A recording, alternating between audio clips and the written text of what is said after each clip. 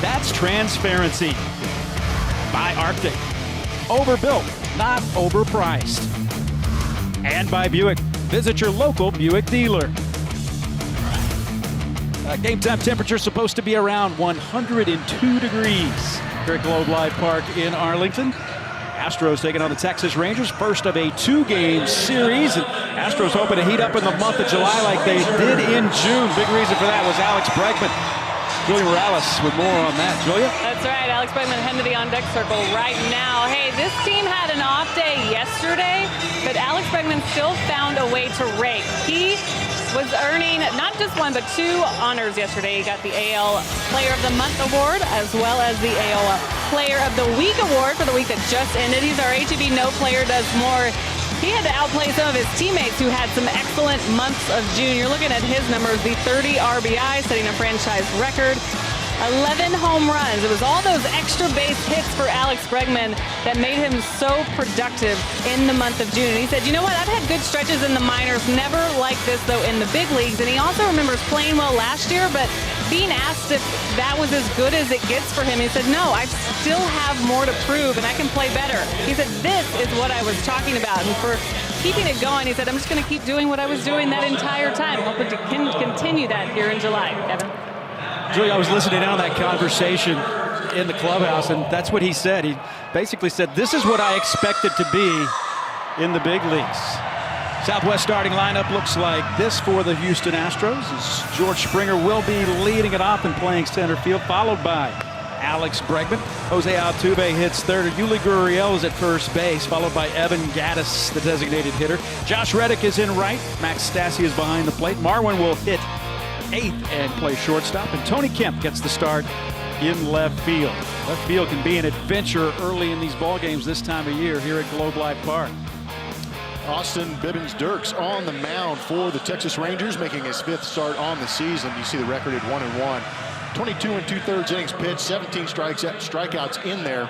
He will pitch to contact, and he has faced the Astros a couple times out of the bullpen. He struck out 3 of those Astros in 3 2/3 innings pitched. He has about 5 pitches that'll come at you with. The fastball is not high velocity, 88 to 91. He will go to the cut fastball, changeup, slider, and the last pitch he will probably reach to is that curveball. Throws the curve, about 12% of the time, but he's crafty, that is to be sure. He's a guy that spent a lot of time in the minor leagues, just came up as a 32-year-old rookie last season. And George Springer steps in. We're underway. Well, Bibbins-Dirks with a 3.57 ERA, and it's been a tough go for George Springer. Hitting .253 with 15 homers and 42 runs batted in. Trying to bounce back from his worst slump of the season.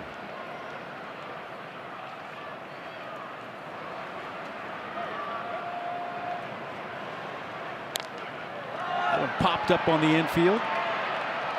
On the right side, and Guzman makes the catch. It's All-Star season and a lot of votes coming in already. It is on Tuesday, July 17th, and these are the leaders as far as vote getters in the outfield. Mookie Betts, Mike Trout, Aaron Judge. Of course, Jose Altuve out there at second base leading the way and leading all of the American League vote getters. Manny Machado at shortstop and Jose Ramirez at third base. Some good names, good ball club right there. Big question mark, will this man be joining them in D.C.? Alex Bregman, American League Player of the Month in June. That's in there for strike one.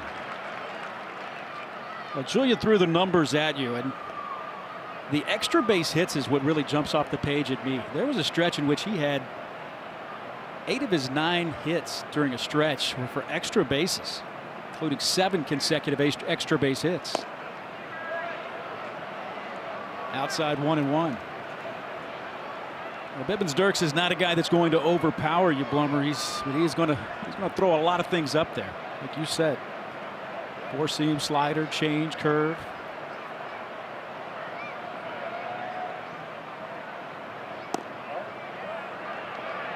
Two and one. Like a couple of change-ups, try to get the outside corner, try to get it down, but it's got to be a pitch in the zone if you're going to get Alex Bregman to attack. That is one thing he has done very well, is strike zone command, laying off pitches outside. Hey, maybe even getting the benefit of a couple of calls down in the zone. That second and third pitch of those 2 balls in this AB.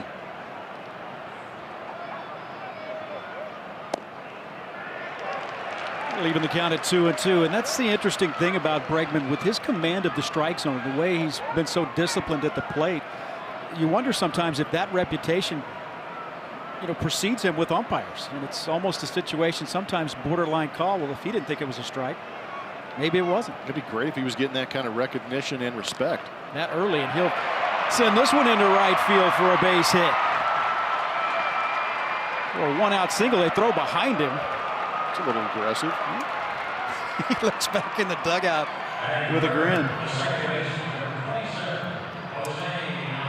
And with the all-star voting that we just showed you, these are the guys that are kind of creeping up behind some of those guys who have that starting position so far. Alex Bregman is 761,000 plus behind Jose Ramirez. Carlos Correa, who's on the DL, still getting plenty of votes, might creep into that starting situation. But Yuli Gurriel, a couple of very good Cuban hitters vying for that first base spot on the all-star roster. Jose Altuve, league leading .338 average, leads the league with 114 hits, fouls this one back.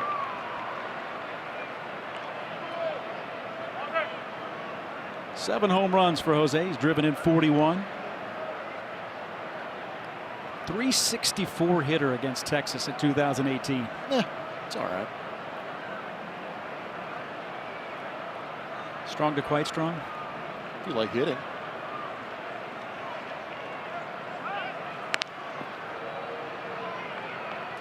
Bibbins Dirks is never going to be accused of being a fast worker either. He's got Bregman at first after a 1-out single. We really feel like in recent years it's turned into damage control instead of pitching for the Texas Rangers. High on base percentages. Altuve lays this one down. Bibbins Dirks will throw him out. And so Bregman moves into scoring position.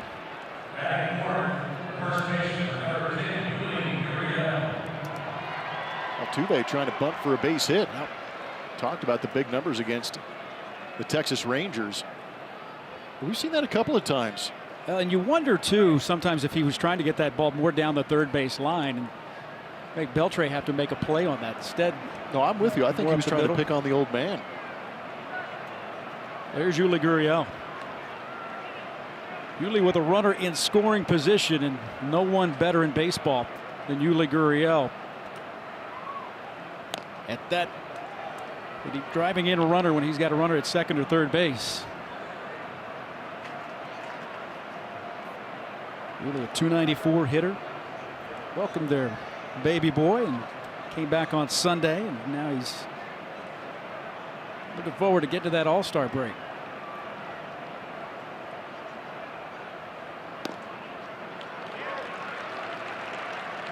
Ball in the strike. At 409, best in baseball. It's pretty amazing, and I think the Astro hitters are going to have to be patient against Bibbins Dirks. Talked about the velocity, averaging 89.5 miles an hour on that fastball, but we've seen here early on that he will go to the off speed when he feels like he needs to get an out. But it's just a lot of patience by the hitters. You can't go out and try and get 91. You got to sit back and let that ball travel. Foul back, and now Bibbins Dirks is ahead in the count, 1-2. Astros have won 6 straight over Texas. They've outscored the Rangers 36-17 during that stretch. Rangers have been playing better baseball here as of late, though. They've won 11 of their last 14.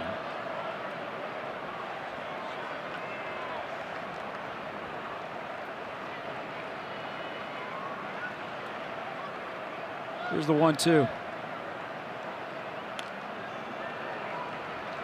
You have got to be patient, don't you? Yeah, it's going to take a little while for that pitch to get in there, and these guys are used to raging on some fastballs. But a tough series in Tampa Bay. You know, these guys are chomping at the bit to change venues, change teams, and face a different pitching staff that they've had success against.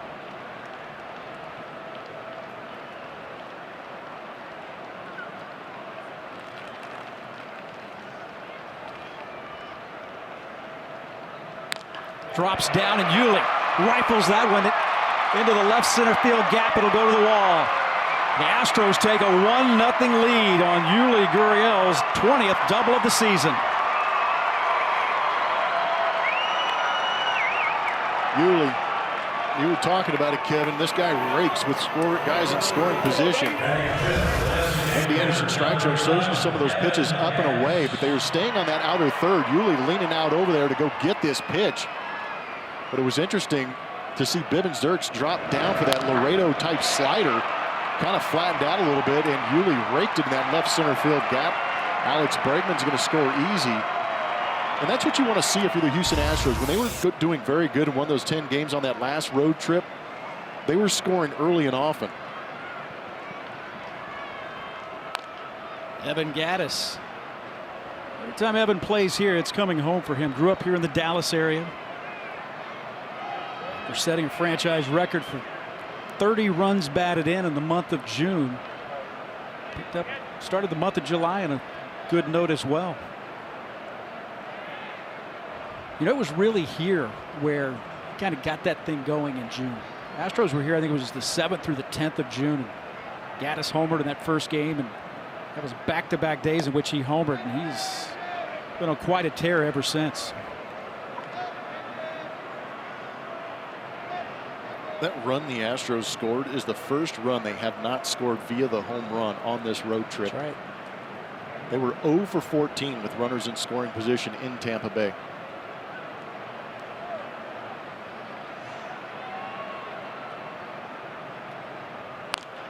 Evan Gattis down the left field line, but that's going to hook into the stands.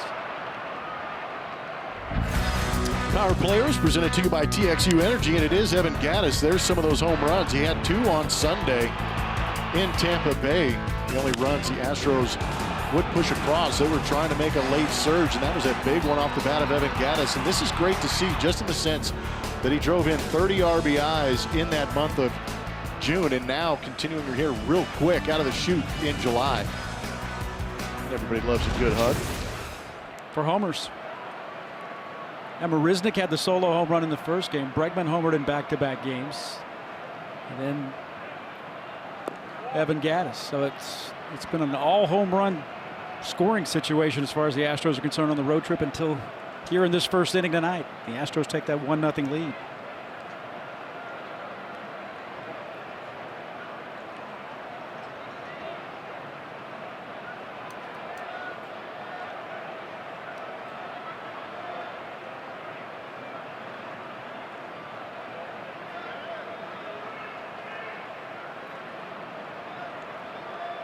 Two balls, 2 strikes. Count goes full. You may see a lot of, maybe not a lot of that, but you will see moments where Dirks will try and bring that fastball late in some of these counts, especially in 2-strike counts where he slowed the AB down, obviously with his tempo, but also with the stuff that he's bringing in there. And then try and sneak that 89-mile-an-hour fastball in on the hands and jam some of these guys.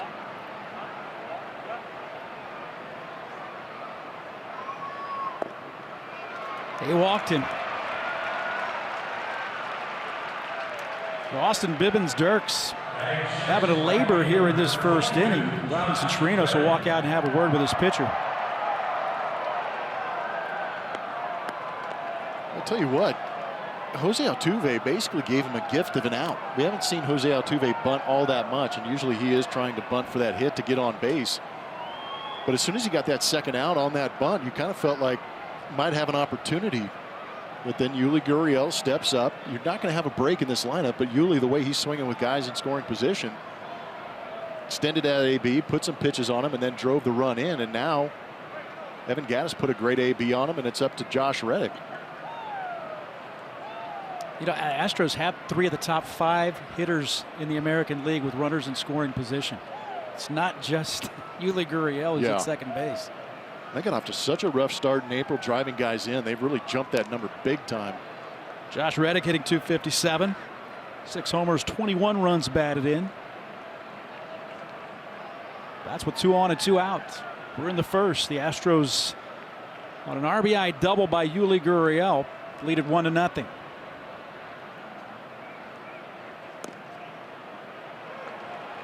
1-1. Josh had an interesting month of June. Good numbers, kind of streaky, but a lot of singles. It's a guy right here trying to figure out that power stroke and get things going. He had been since May 20th before he'd had an extra base hit, and then had a double that was in the Toronto series, and been on a pretty good tear ever since. Remember, he spent time on the disabled list during that stretch as well. That misses high. It's 2-1. And he still might be trying to get his legs under him too. It's one thing to go out there and try and manage getting through the day-to-day grind of playing baseball, but you really need those legs to drive through some of these swings. But it's just a matter of time.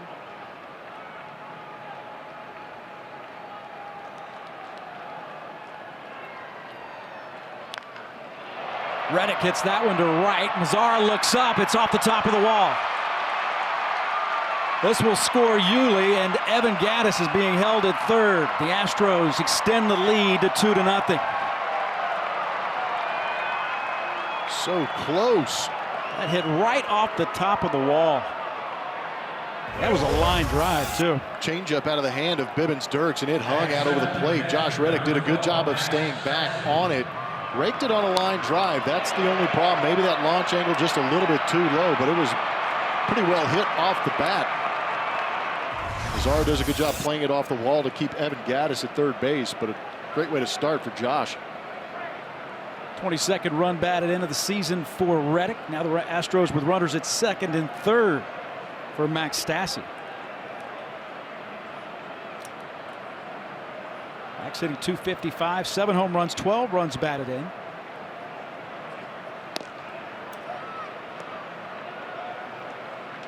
You're 1-0. Stassi, a .280 hitter against the Rangers this season here in 2018.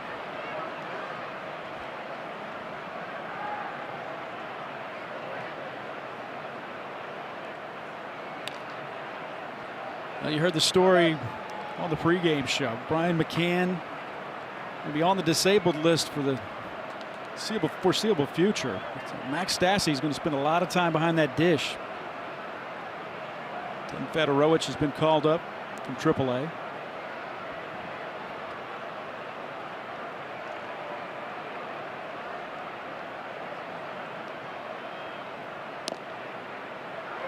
Caught the outside corner. That news that Kevin's talking about. McCann underwent a surgical procedure this evening, and hoping to get some word on how that went, and obviously hoping for the best for one of the good guys in Brian McCann. Yeah, I'm gonna have to put McCann ball on the shelf for a little bit. Just hope he recovers well enough to come back and help these guys out. But Max Stassi's done a good job throughout the course of this season. It was part-time use early on, but when he did get in there, he was smashing left-handed pitching. But now he's a guy that's going to be leaned on behind home plate. And one thing we always talk about with Brian McCann is how he handles the pitching staff, and now it's Max Stassi's turn. Good scoop by Chirinos with a runner at third.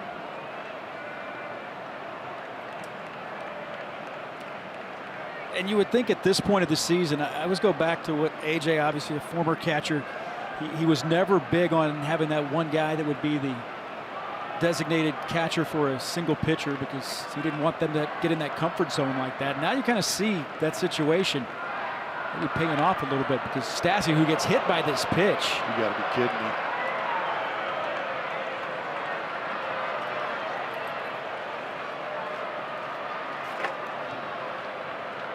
That was a tailing fastball up and in. Stassi kind of opened up a little bit, didn't turn away from it. Mattress Firm Supermo is going to eventually give us a pretty good look at it. Here it is. Running up and in. Misses that right on that right forearm. Yeah, inside.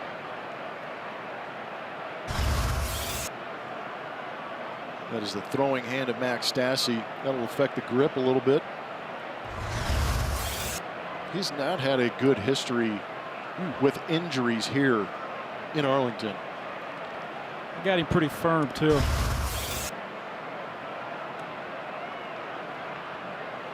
He got hit by a pitcher a couple of years ago right in the face. Now he's got this one off that right arm. As a hitter, when you know that you're facing a guy that doesn't throw terribly hard, But he's a guy that's going to be, I mean, he's going to be flipping a lot of things up, and he's going to be spinning the baseball. Are you going to be later? You're going to hang it up. You're going to hang in there a little bit longer. Exactly. Yeah, that's what I was thinking. It almost looked like he was waiting for something that was, maybe he had read breaking ball on that. Instead of turning away from it, he opened up right to it. Well, this will load the bases. You're still obviously looking that over.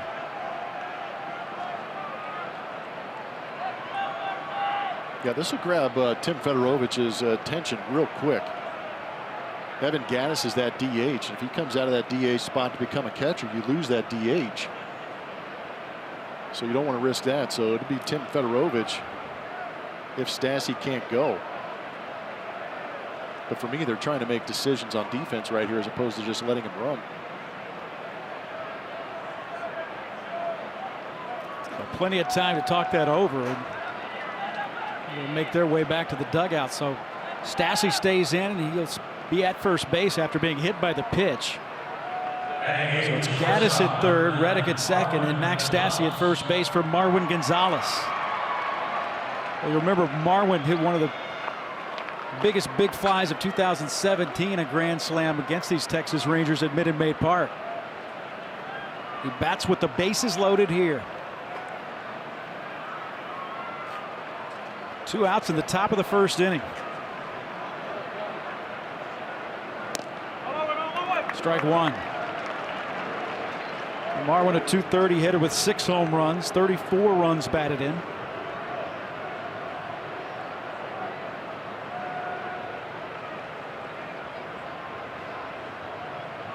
'31st pitch of the first inning. Austin Bibbins-Dirks. That one hit the center field. Delano DeShields right in his tracks. So that'll retire the side. The Astros get a pair, but leave the bases loaded.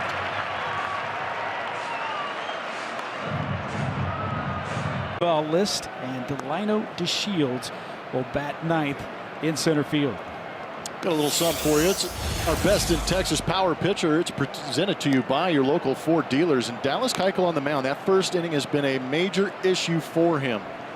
That ERA by inning, 9.53 in that first inning for Dallas Keuchel.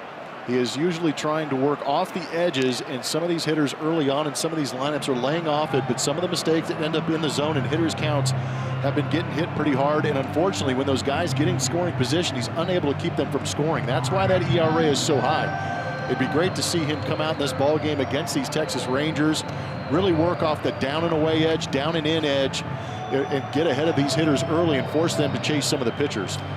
Welcome back to the big leagues. Tim Fedorovich is Max Stassi. I'm guessing they're going to take him back up to the clubhouse and get an examination on him after being hit by that pitch. Oh man, the laces are on there. If anybody wants to know what when people talk about lace marks, those are lace marks. Wow. Baseball will basically leave a blister exactly like the laces. Yeah, there might be a little bit of Rob Manfred's signature on there too. That ball got him good. The good news is it's 150 degrees here at Arlington, so you're going to be loose as soon as you come in the game if you're Tim Fedorovich. Fedorovich is in, just up from Fresno. Dallas Keuchel making his 18th start of the season. Faces Shin-Soo Choo here in the bottom of the first with a 2-0 lead. That one just misses inside on the breaking ball. Shin-Soo Choo could very well be the Texas Rangers all-star representative with a .283 average. 15 home runs, 39 driven in. Been dealing with a quad injury. He missed Saturday's game, and he's a designated hitter now for this team.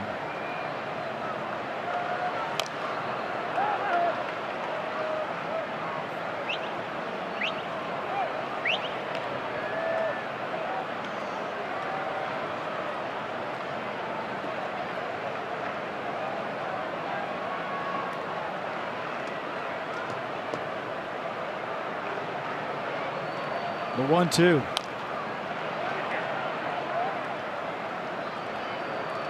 Shin-Soo Choo, a 42-game streak in which he has reached base.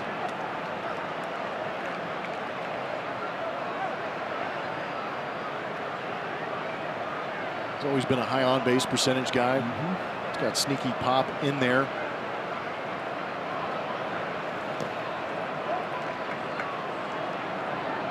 Two balls and two strikes. I think the question with Fedorowicz for me is, I mean, obviously he sits in the pitchers meetings and go over all the different scouting reports, different ways in which you want to attack different hitters. But how big of a change is that? How hard is it to keep that catcher who didn't expect to be starting in the game for all intents and purposes, being on the same page with that starting pitcher? You know what helps? What's that? That little wristband on his arm. That has a lot of what the approach to a lot of these hitters. So if he does need to take a sneak peek, he can. A swing and a miss and a strikeout. Shin-Soo Choo with that quad says, I'm not going to first base. It's 105 out here. Yeah, limit the effort. But a good pitch by Dallas, staying down in the zone. That's a little more of a breaking ball action to that slider that he has. He can vary the mix as far as break and speed on it. But staying down in the zone is the key.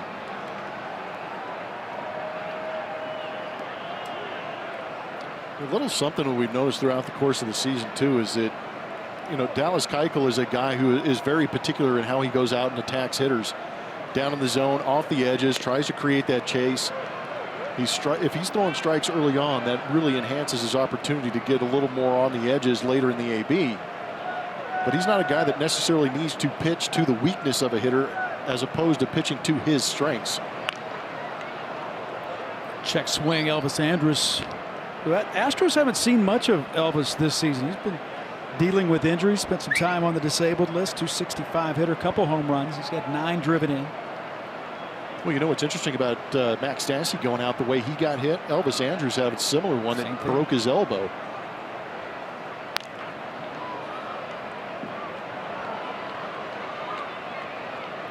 Oh, and 2. Maybe some interesting decisions the Rangers are going to be having to make here over the next 6 weeks. He's one of those guys that has been here for a long time. And a swing and a miss. Dallas Keuchel with his second strikeout. It's good to see from Dallas, and as you enjoy a cold one, which is a good day for it today, look forward to the Miller Hold True moment later in tonight's game. A couple of good breaking balls to get 2 early strikeouts for Dallas. He faces 3-hole hitter Nomar Mazara. That's where you wonder too when Mazara steps in here, if that's what the Rangers are looking to build a future around. Is he may be the current piece that they'd probably like to use a bit as a cornerstone for down the road. That last strikeout, a little more of a curveball from Dallas Keuchel. I know he likes to call it a slider and he can change speeds on it, but there was some pretty nice downward break, and I think that's what A.J. Hinch wants to see, is a little more of that north to south movement in some of Dallas Keuchel's pitches. When working ahead too. And that's the thing, you put the hitter behind in the count and it forces him to work off the edges instead of forcing the baseball in the middle part of the plate. Become a defensive hitter. Yeah, it's not a good thing, and it's tough to do against a guy like Dallas when he's on, can create late movement. Well, 3 batters, 3 0-2 counts. Astros leading 2-0.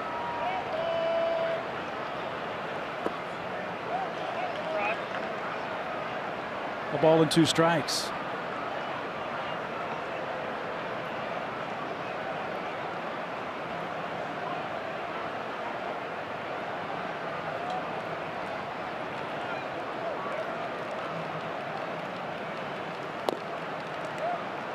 Oh, 1 and 2 misses. Mazara homered off of Keuchel earlier this year here at Globe Life Park.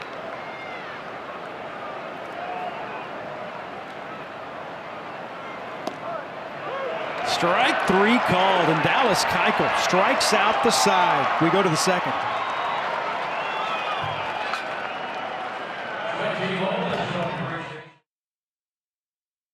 To participate, get on Twitter, follow us, and use the hashtag. But we want you to make your case for your favorite Astro to make the All-Star team. Remember, you can vote too, so keep voting. You've got a few days left for that. But also tweet us. The players have been tweeting in support of each other. We love this time of year for tweets exactly like this. Yuli Great on social media telling you to vote for Alex Bregman, who's on fire. Lance McCullers yelling at us via Twitter, because that's what that means when it's in all caps. It's just yelling. That's just angry support. He wants everyone to hear. It's good stuff. But yes, tweet us. We will show some during the broadcast as we go on tonight. Kevin? Colin McHugh's not a guy that seems as though he would be very angry very often. I know that wasn't his tweet, but all caps. He's an emotional guy. He was feeling it. Here's Tony Kemp to start the second inning. The Astros send 8 men to the plate in the first. Left the bases loaded and scored 2. Austin Bibbins-Dirks.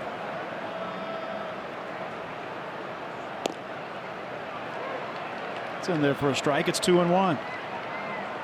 But Tony has done everything they could have wanted and more since coming up from Fresno. Hitting .309.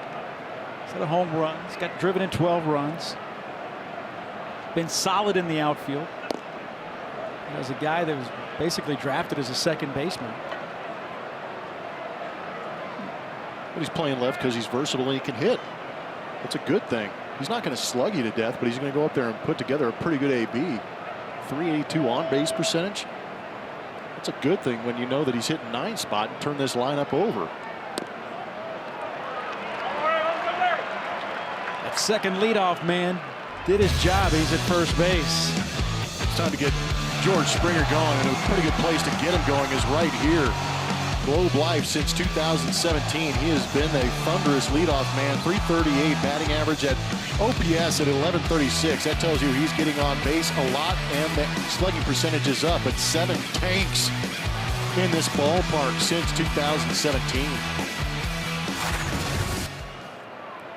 Well, George Springer not once but twice has led off games this season against the Texas Rangers with home runs. He bats here in the second inning.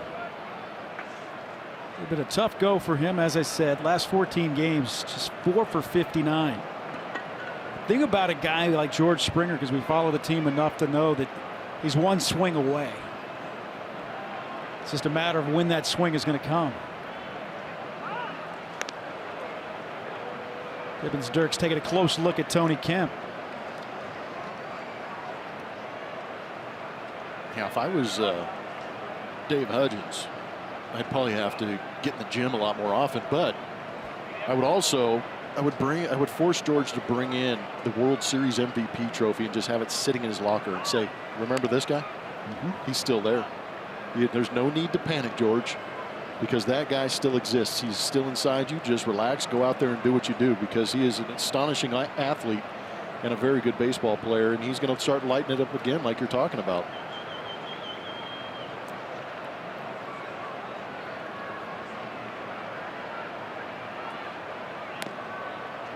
In there for a strike, and if you're worried about the critics, they were the same ones that were critics right before the World Series, if you'll remember. If not more. Exactly.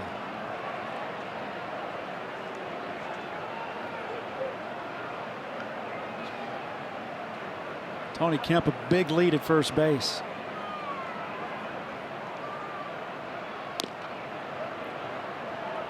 Two balls and a strike.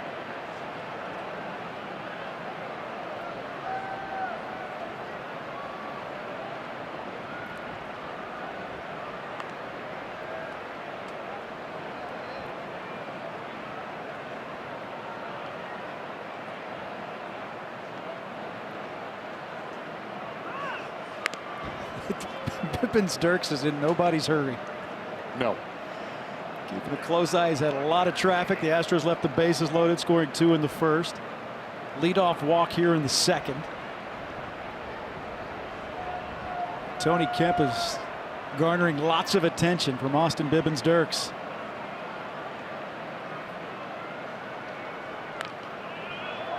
Got in on the hands, fouled into the seats.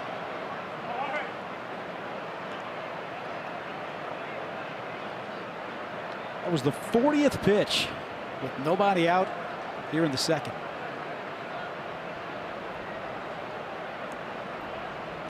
Yeah, that'll take a lot of those guys out in that Rangers bullpen out of their chairs. They might start stretching a little bit, but that is a ton of pitches on a hot night.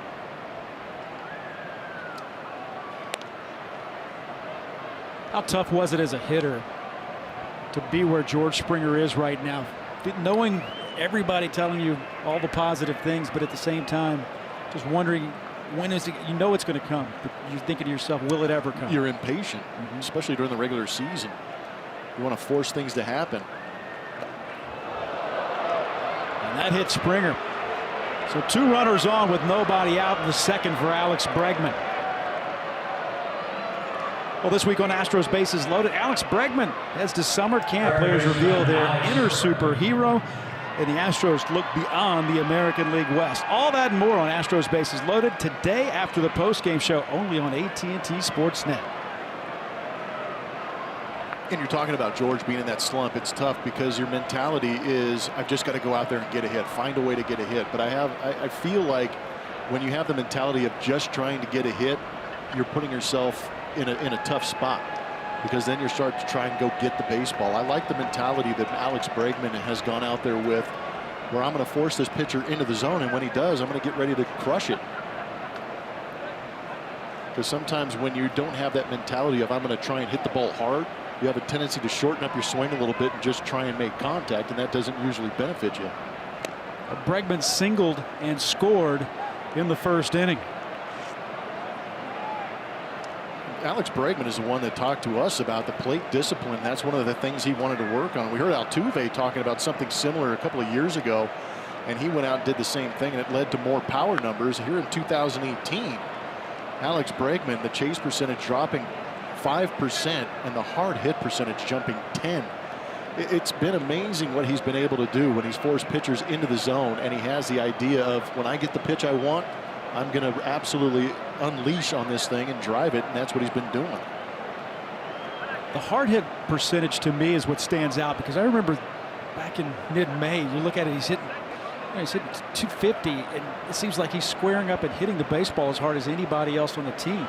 Well, and that was the thing early on when he was not getting a lot of hits and the average suffered a little bit. It wasn't for lack of effort. He was still squaring the ball up. Hard hit baseball. Yeah, and AJ Hinch has said it a couple of times. He hit the hardest 250 he's seen the first part of the year. Now he's starting to pay off because he's getting a little more of that launch angle that everybody likes to talk about, and he's finding those gaps and hitting them over the fence. Bregman fouls this one back, first pitch swinging.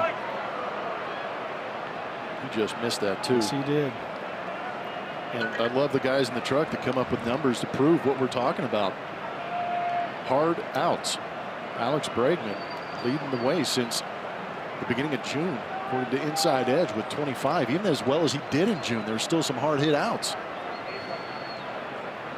Seemed like he hit more line drives at left fielders that were caught than anybody. He did. I know we watched them more than anybody else, but man, he squared up a lot of baseballs. This time he pops it up. Chirinos over and won't have a play. And that is, when you see a pitcher going that far on a foul ball on a night this hot, yeah, you know he is struggling, because he's trying to do anything he can to get an out. He is willing these guys to go out and get outs for him. This is a guy who pitched and played in, he had 443 professional games before ever making his major league debut. Anything to get an out. Well, it's interesting too, this day and age with so many shifts being employed, I think pitchers are more aware of some of the area they may need to cover. Because right now you can see Guzman playing well off first base, and that's probably the thought of Bibbins Dirks, is I got to go over there and help him out. 443 professional games before he made his debut in May of 2017. Perseverance. That is a grinder right there.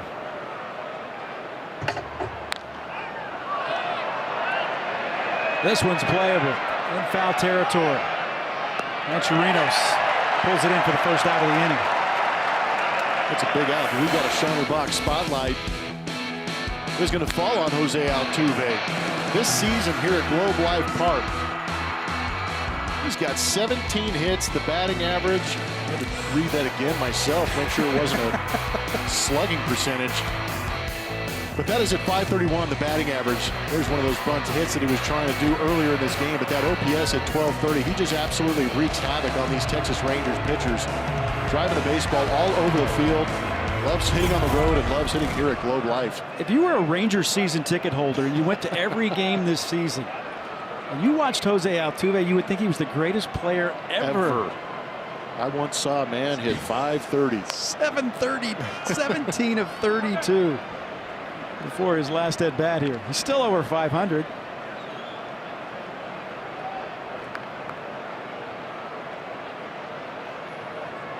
What would Jose say? That's crazy, man. That is crazy. He would have to agree on that.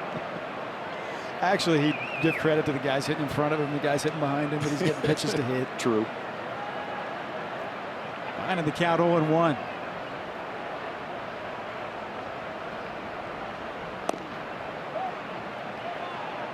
A ball and a strike.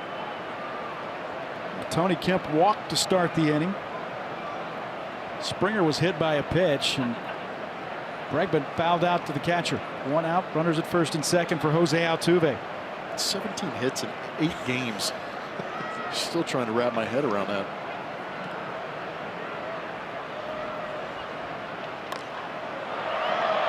It's this one to right.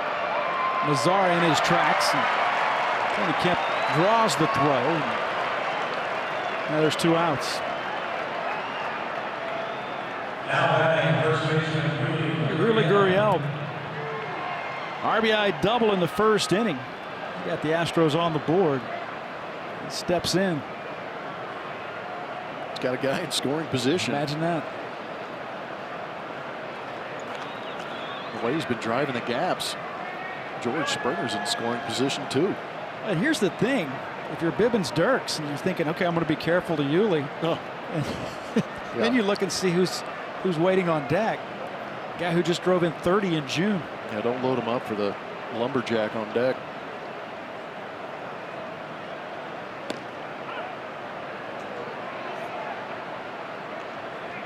Tony Kemp not wanting to get too far away.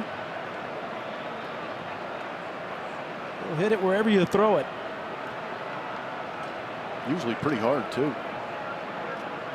Saw some of his hot cold zones the other day, and a lot of it's up out of the zone and on that outside, or that outside edge and off. Wasn't the cold zone almost middle? It was, Literally, it was strange. yeah. It was just a strange look. It's the old Tony Gwynn effect. Best way to pitch him right down the middle. Well, it's funny you say it, because I was thinking about Altuve in his first 2 ABs. He's almost uncomfortable facing a guy like Bibbins Dirks, who doesn't really have a game plan and just kind of flipping things in there.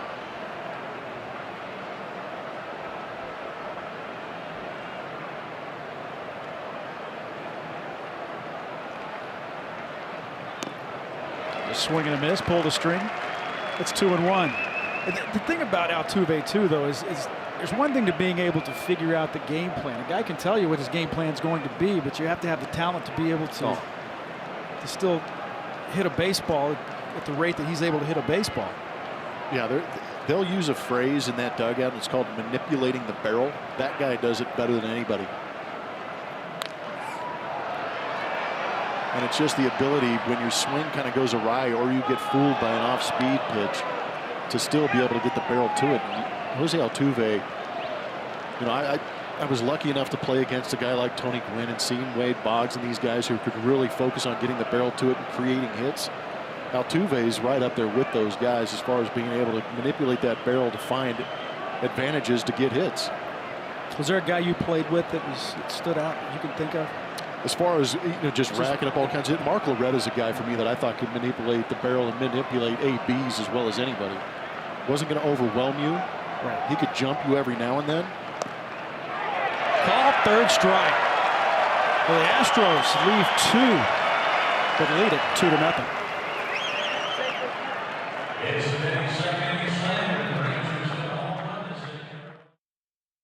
Vote in the Chevy Stroke poll. It's on our Twitter page. Which Astros pitching performance in Tampa was the most impressive? Didn't get the offense going, but boy, was there some good pitching, like Lance with his 7 innings of shutout ball. Charlie Morton, 11 strikeouts with a bullpen. Did a very nice job in that series vote. We'll reveal the results later in the show. Kevin? Got a preference? No. I'm going Lance. Colors was really, really good in Tampa. It's fun to watch Charlie when he's on. There's Adrian Beltre. Keuchel struck out the side in the first inning.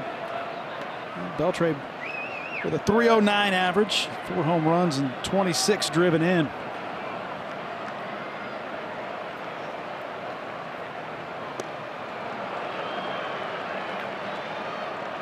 Swings through that one. It's 1-2.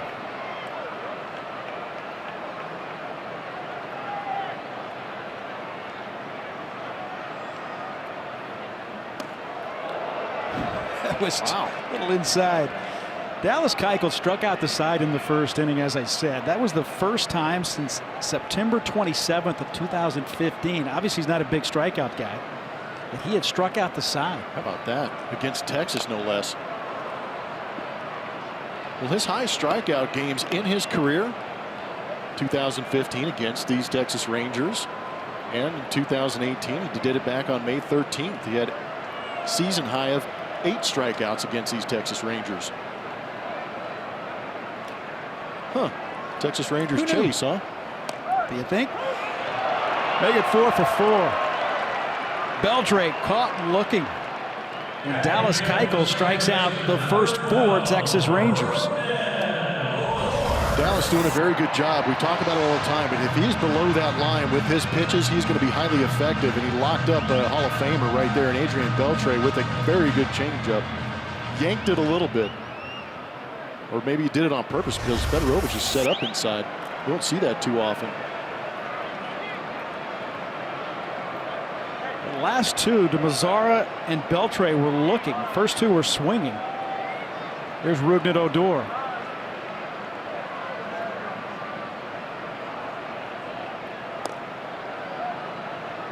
Odor had struggled mightily all season long. He's come on in the last 10+ games or so. Still hitting .241. Not been good against the Astros this season. Just a .176 hitter against Houston.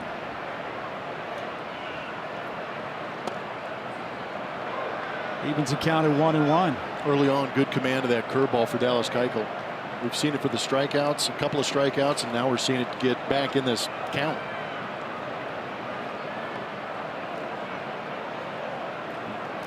Look, everything is down. That is Dallas Keuchel. Pitch to his strengths, and his strengths are down there. Just missed there. And even had a little extra look in. Well, the pitch that struck out Yuli Gurriel to end was in a similar location on the other side of the plate. So not out of the question for Dallas to kind of peek in there and go, hey, it's a pretty good pitch.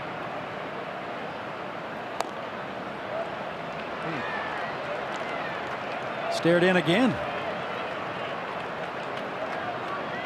It's not exactly a north and south zone here tonight.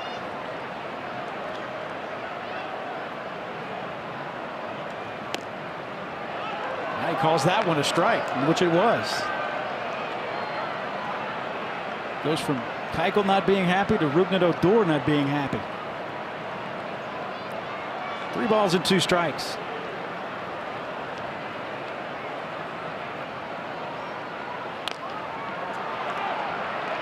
Here's Julio, toss over. Nope, take it himself. With the first ball in play, comes 5 batters in. Astros tickets for this weekend series with the White Sox start as low as $11.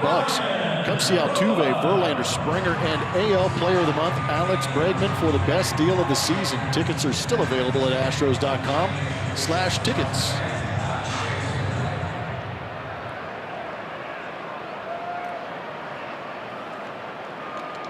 Here's Ryan Rua, the left fielder. Rua batting in the 6th hole tonight. Strike 1. Astros 55-31. First place in the American League West, but just a half-game lead right now on the Seattle Mariners. The Mariners continue to play good baseball. Won 7 in a row while the Astros have dropped 3 straight. Swing and a miss by Rua. Winning is good. And they have a tendency to find ways to win close games. Oakland hanging in there. Strike 3 called. 5th strikeout for Dallas Keuchel. We go to the 3rd. 2-0 Houston. Globe Life Park, Dallas Keuchel starting today, and usually it would go Lance McCullers Jr. getting the start tomorrow, but there has been a change in the starting rotation. A.J. Hinch announced today that he was flipping some things around, so it will be Garrett Cole going tomorrow in the series finale of this quick 2-game set. Justin Verlander will go Thursday. Then Lance will take the mound on Friday to open that series against the White Sox. Charlie going on Saturday. That gives Lance a couple of extra days rest. Charlie also getting an extra day of rest. It also keeps Garrett and Justin on their regular rest, which we have known them to do. And these are Charlie and Lance, both guys who are throwing a lot of innings this season. They've had injuries in the past, and they've done a really nice job of being healthy and staying on the field and feeling really good, and they want to keep it that way, guys. Julia, one of the things that AJ pointed out with us with Lance was the fact that this was, albeit a short, small sample size, that in his career, this was the longest he has gone consecutive in a rotation. So just breaking it up, giving him an extra couple of days. And the good news is Verlander will start off the longest homestand of the season against the Chicago White Sox when the Astros come to town on Thursday. No, I think Julia stated it perfectly. You've got Verlander, Garrett Cole, Dallas Keuchel. Those guys are workhorses. They've got those seasons of 200+ innings pitched and putting up 30 to 34 starts per season. Charlie Morton has a history of being injured, and he pitched an entire season last year, went into the World Series, did a great job. So there's some extended innings.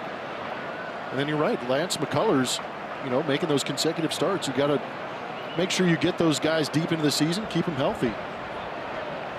Evan Gattis leading things off. 2 balls and a strike. Now it's 3-1. Originally, it was Lance scheduled to go tomorrow here in the finale of this quick 2-game series. Scheduled to go against Mike Minor. Announced today, Garrett Cole gets the start tomorrow. In there for a strike. So it's Cole, Verlander, McCullers, Morton, and Keuchel. If the Astros stay with that rotation, which they plan on doing to the All-Star break, that would have Verlander pitching on the Sunday before the All-Star game, last game before the All-Star break. Evan Gattis to Beltre. Throws across, and there's one away. The Astros' upcoming schedule is presented to you by AT&T.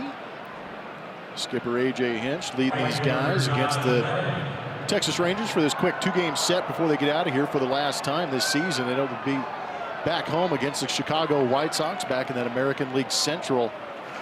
Should be a real opportunity for the guys to start racking up some good numbers and get some W's on the board. Again, an extended homestand when the Astros get back after playing here tomorrow.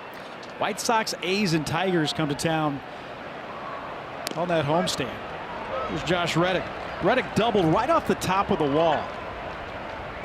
Remember tomorrow's game. We'll start with the pregame show tomorrow at 5:30. A little 4th of July special for you. You can get this one in. You can go out and see your fireworks. This is upstairs. It's 1-1. I'm hoping we have a pretty good show at takeoff. Good point. See some fireworks around the area here in Arlington, Dallas, or Fort Worth, or wherever the heck we're flying out of. It's Fort Worth, technically. Thank you. I think.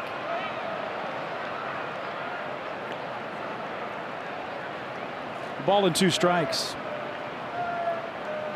62 pitches for Austin Bibbins-Dirks. Moving around a little bit in the Rangers bullpen, but not anybody throwing as of yet.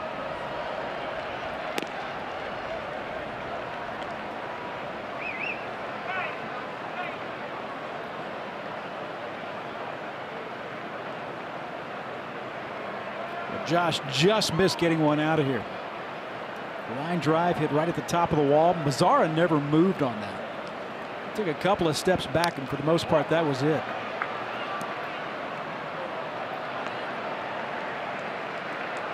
I like the 4th of July uniforms. I'm a big fan of them. Did a great job.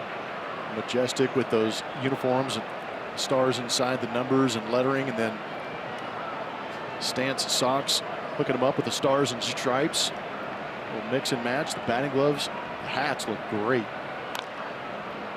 The Astro hats look great. I knew what you meant. So I want to make sure we clarify that. There's some that it just doesn't work with. The Tigers wearing red hats today. I was watching one of the games. I guess they were playing the Cubs. That's a good-looking cap right there. I bought one of those. Did you really? I did. Not for me, but I bought one. I'm going to go down and beg our equipment manager, Carl Schneider, for one of those if they have any leftovers. You might have a little more pull.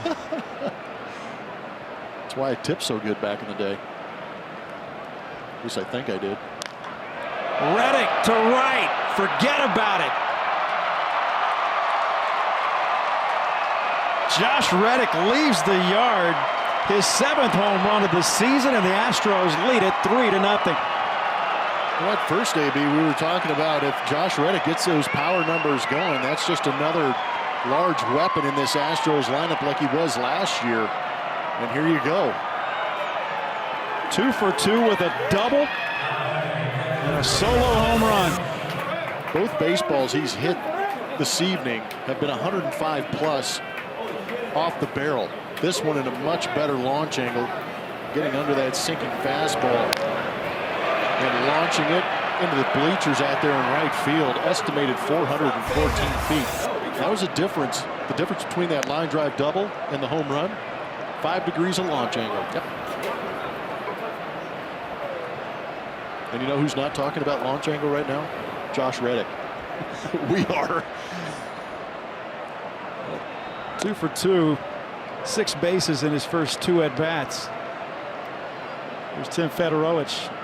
Fedorowicz just joining us. He did not start this game.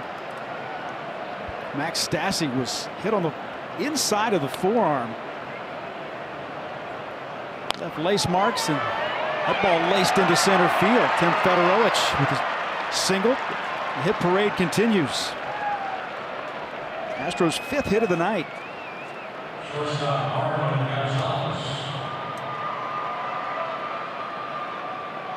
How about that for a welcome back to the big leagues? Yeah, be ready, huh? Yep. Never know. Good for him, too. Pick up that knock.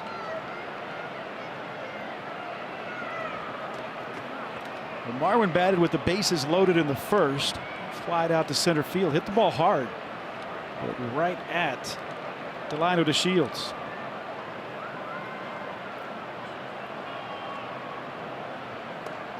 A couple of starts ago, to give you an idea of the kind of pitcher Bibbins Dirks is, he went 6 2/3 in that game. He gave up a run right at the end of his outing.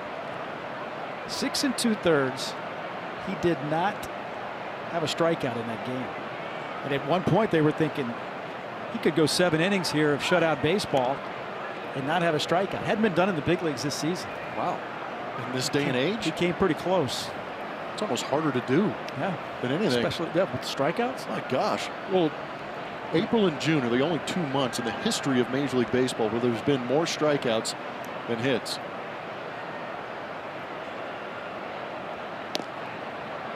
In there for a strike.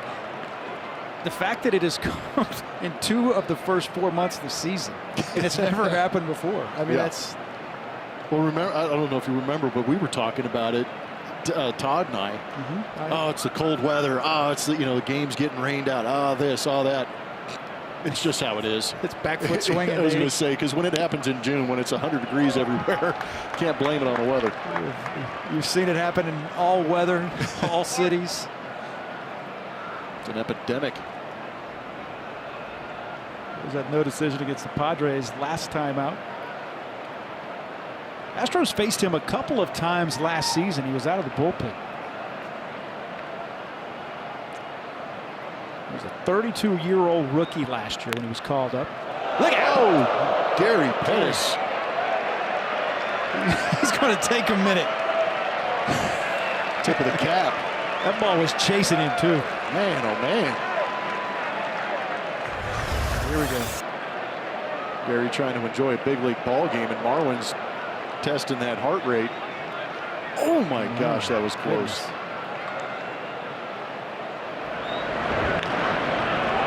Got there in a hurry, didn't it? Man, and it was just a. It was as if Steve Sparks would call that a finder. Yeah. There'd be a word in front of it, but I'm not going to use that with Gary because I like him. Know what you mean. But if it was going after Sparky, I would say ugly finder. Ugly finder, exactly. Where is he? Okay. Sparky's celebrating a birthday yesterday. Gary Pettis is glad he's going to be able to celebrate another one. He's had some time. He's spent a lot of time in that third base coaching box here in Arlington. A former coach here of the Texas Rangers as well. Now Marwin strikes out.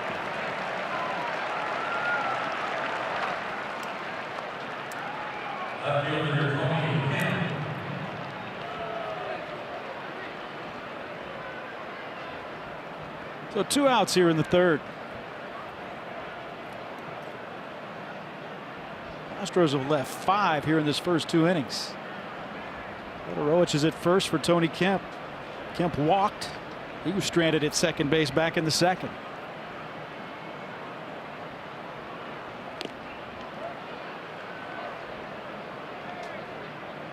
It seems like while Dallas Keuchel has been pitching 0-2 all night, seems like Austin Bibbins-Dirks has been pitching 2-0 all night. He went line.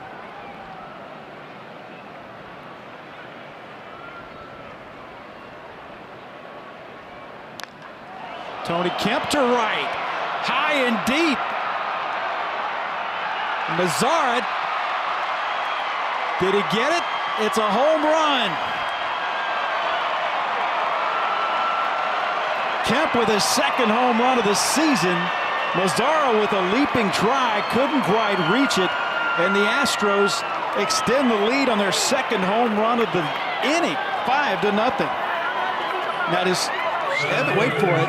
Evan Gaddis is not going to jump up and hug him. Evan jumps onto Tony Kemp right here. There we go. Oh, he jumped on did it. Got him. That's the adrenaline of circling the bases. That is awesome.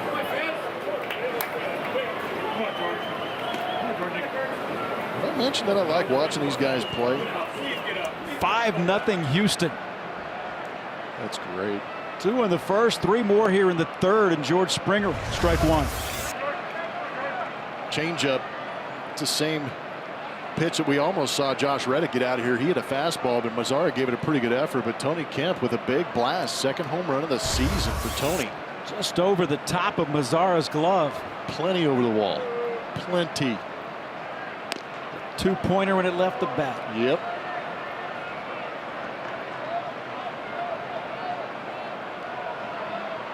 This will be the 80th pitch. Austin Bibbins-Dirks.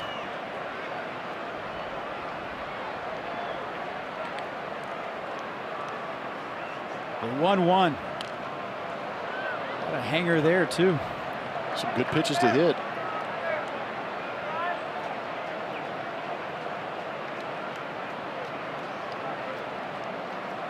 .31 in the first. Now 27 more here in the third inning.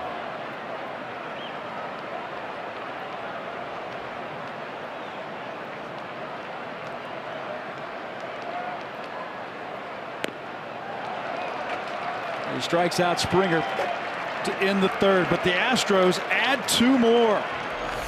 Make it 3 more. Josh Reddick, solo shot. 2-run home run, Tony Kemp.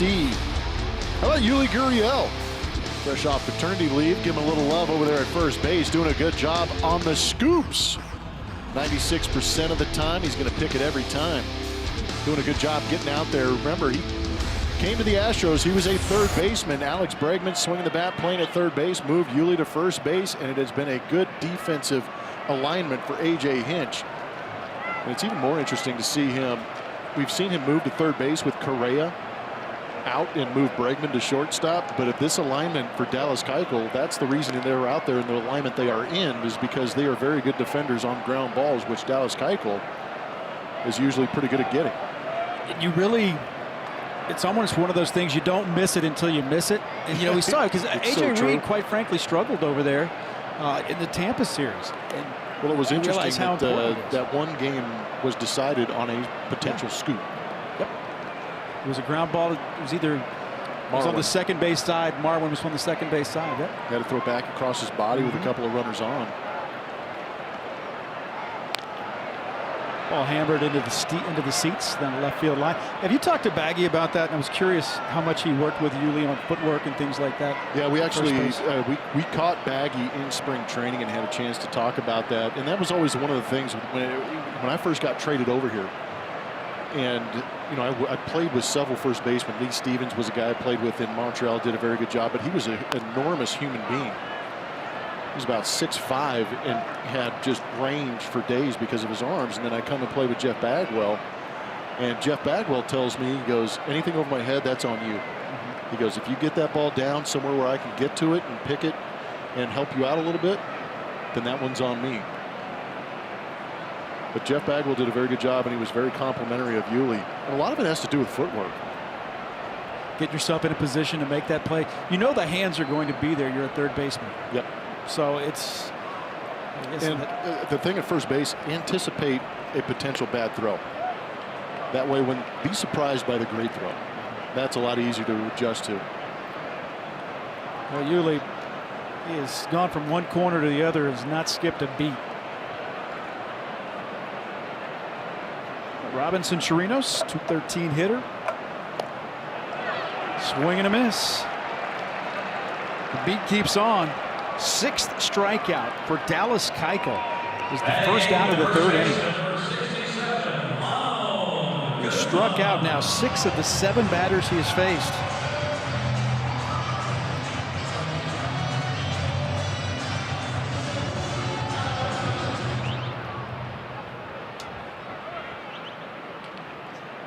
Ronald Guzman just come off the 7-day concussion list, in there for a strike. This is a guy that has, for a big man, plays a good first base as well, particularly on those throws. Guzman sends that one to left, and that's the first hit of the ball game for the Texas Rangers. A bit of sarcasm in that cheer at Globe Life Park as Guzman, 1-out single, brings up Delino DeShields. That was one of the few pitches I think we've seen, if maybe the first one that we've seen elevated in the zone.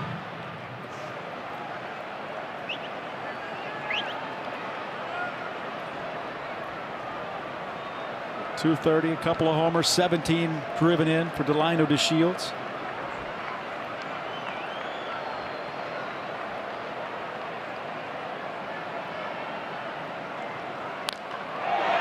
That one hit the center on the run. Springer won't get there. Goes all the way to the wall. And Guzman will score the first run of the game for the Texas Rangers. It's 5-1. 10th double of the season for Delino DeShields. He just driven in his 18th. Another pitch up. MD Anderson strike zone. That breaking ball staying middle. Plenty of time to see it as a hitter. You see it pop up out of the hand, but that is right back into a right-hander's bat path. And with that shift that the Astros play in the outfield to the opposite field, real tough for George Springer to get there. That is a large man. Yes, it is. Home. There's a lot of moving parts right there. Take it over to the top of the order, and Shin-Soo Choo. This is 1-0. The last time out for Dallas Keuchel, it was the first inning that got him. He went 5 1/3. He gave up 5 runs in that first inning. Didn't give up another run until the 6th. In between, after giving up 5 runs to Toronto, retired 15 of 16 before allowing that run in the 6th inning. That was the game that Bregman won with the walk-off. The Astros with the come-from-behind win at Minute Maid Park.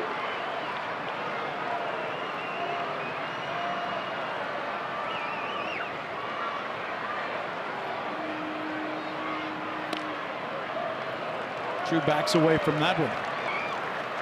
3 balls and no strikes.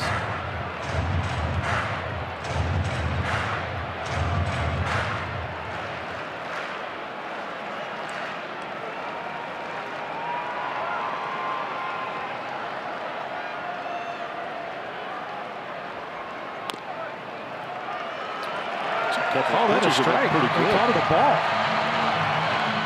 thought the right hand was going to go up. Well, the curveball wasn't the best curveball. It was up in the zone.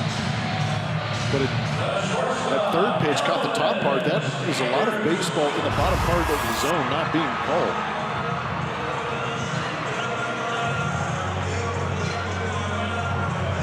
Well, after the walk, that brings up Elvis Andrus.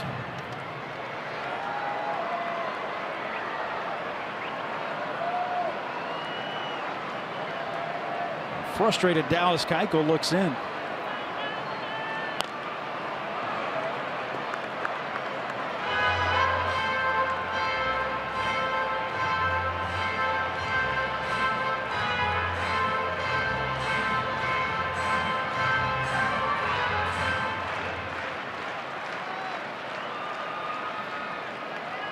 Keuchel struck out 6 of the first Rangers he faced. Guzman with a single and then scored on Delino DeShields. RBI double.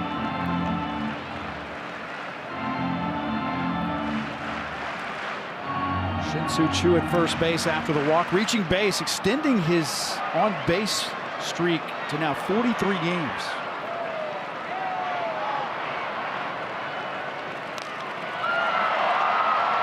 Hit to right, Reddick over. Reddick makes the catch in foul territory.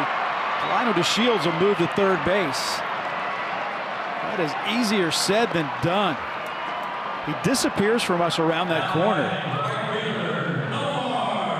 Josh Reddick. Spent a lot of time traveling through here with the Oakland A's and now the Houston Astros, but that is a guy who is fearless in going out there and making a play for his pitcher right on that foul line. But Josh not giving up on the play. That was a great play. Won't get a lot of replays later on in the evening, but that was a great play. Full speed, knowing that the wall is right there. Omar Mazar with runners at first and third. A run in here in the third. It's 5-1 Houston. Mazar, a line drive right at Euling. Step on the bag, and that will retire the side. Rangers get a run, but leave a pair. Astros lead it 5-1.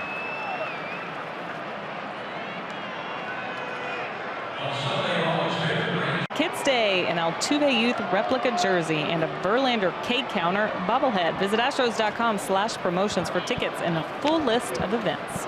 Kevin. Well, the All-Star break coming up in July. And it steps in now, hoping to be a part of that All-Star team. A lot of Astro fans on hand for this one tonight. First of this 2-game series. Brought his glove. He is ready. You know what I love about the fans that bring their gloves? They're paying attention. They're waiting for that foul ball. I like it. Locked in. Well, when Bregman got the honor, he said A.J. Hinch gave him the call. Said later on today you're going to be named the American League Player of the Month. As you might imagine, Bregman really kind of downplayed it as far as the media was concerned. Becomes the first. It's only happened twice among third basemen for the Astros. Art Howe was Player of the Month in May of '81. Nice. Art hit .432 that May. Wow. This was the '81. This was the split season where we had the work stoppage in the middle of the year. This is where the vitriol for Tommy Lasorda from a lot of Astro fans, other than the fact that they were both in the National League West. Yep. And you hate it. If you like the Astros, you hated the Dodgers. It just kind of came hand in hand. But Art was leading the league, hitting .344 at the All-Star break. He wasn't named to the All-Star team. There's another knot for Alex Bregman.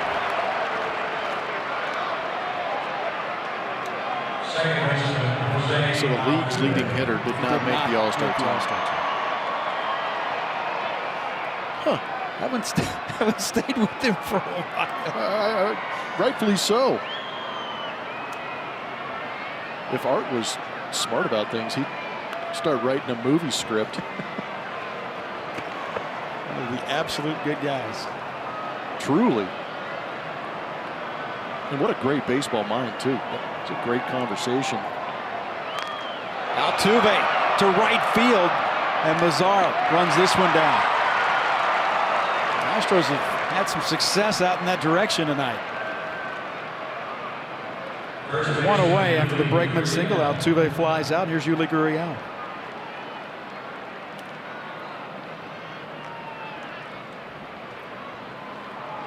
He had an RBI double in the first, struck out looking in the second. That was one of those bit of a head scratcher when, not about the ball strike, but with Marvin Hudson behind the plate, there's been some borderline that Keuchel feels as though he should have gotten, I'm guessing. Basically in that same area. Is that the nice way to put it? Much politer than I would have.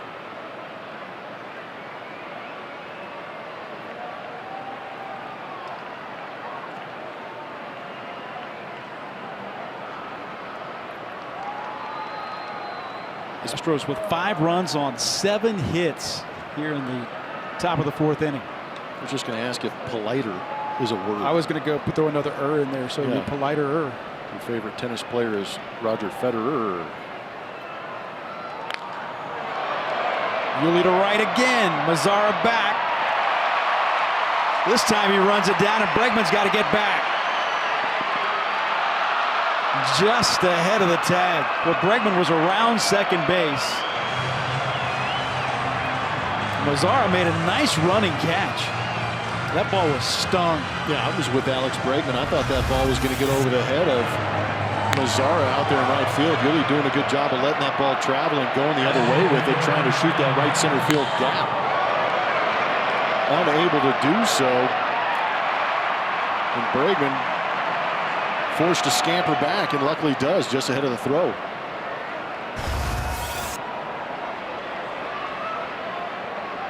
Man, that was a lot of running. Good warm night for it.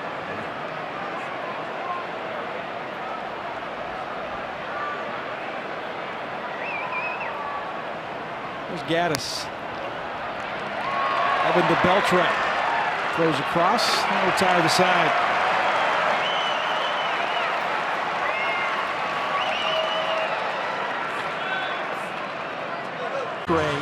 At the age of 24, the season in which they were 24 years old. Now, Adrian Beltre, that was his 6th year in the big leagues. Remember, he debuted as a 19-year-old.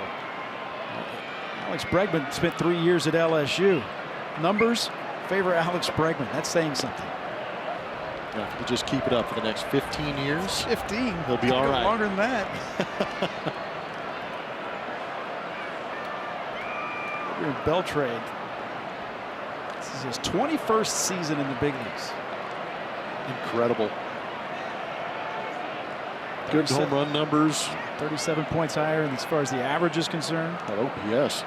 Man, Alex at 896. Strong run production also for Alex. It was Adrian Beltre, the Los Angeles Dodger. Beltre picked up his 3,000th hit last season. Happened during the sad thing about it, as far as Ranger fans were concerned, it happened during the Pudge Rodriguez induction speech into the Hall of Fame. I was in Cooperstown for Baggies, and timing is everything. Yeah. So it was like you had to pick one or the other.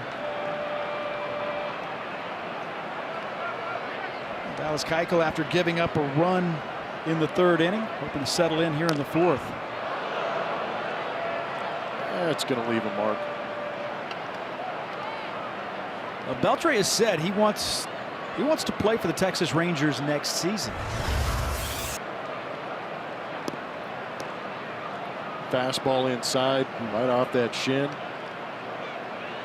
have been a little extra sauce on that shin burger.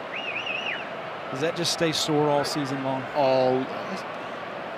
I could really gross you out and tell you, I run my hand down my shin, and I can still feel some scar tissue and some residue from doing that several times. Residue, it is miserable. That is painful for a very long time, and by the time you feel like the pain is actually going to go away, guess what? Season starts again. You do it again.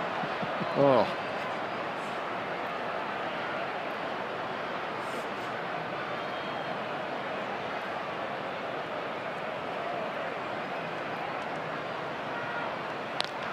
Three-two, hit on the ground. One throws across. And got him. Good stretch by Hughley. Carlos Correa, with Marwin playing short tonight. Carlos Correa hoping to be back on this next homestand. Still doing baseball activities, still getting in shape and getting ready to go. You know that the Astros are going to err on the side of caution when it comes to any of their players. So we might see him on that 11-game homestand, hoping to. Yeah, that would be a good thing, but I agree with you in the sense there's not going to be a real rush for it. Well, I think that's the big difference in this season and last.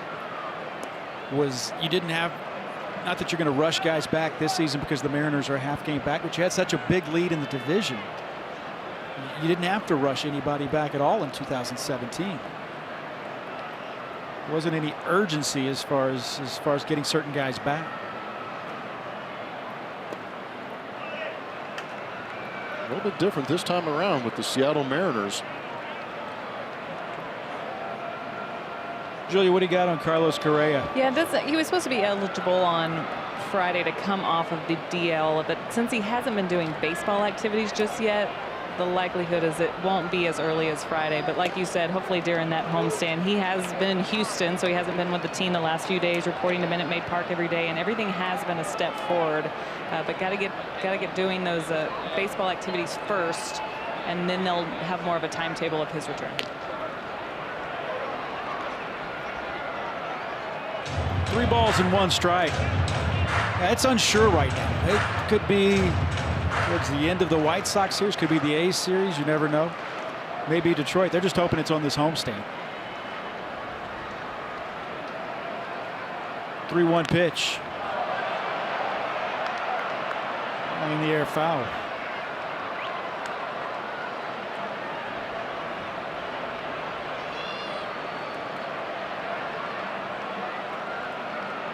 Astros got 2 in the first, 3 more in the third. Lead it 5-1.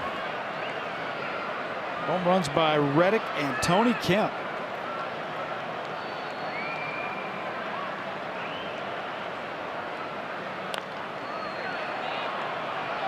Rolled over on that, and Hughley will field the baseball and step on the bag at the same time. Come out to Minute Maid Park this Sunday for Kids Day, presented by Exclusive Furniture. Fans can come early for kids' activities all around the ballpark, including inflatables, face painters, and more.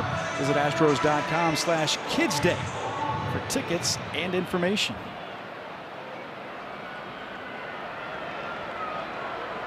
It's not just this ballpark where you see a lot of Astros gear.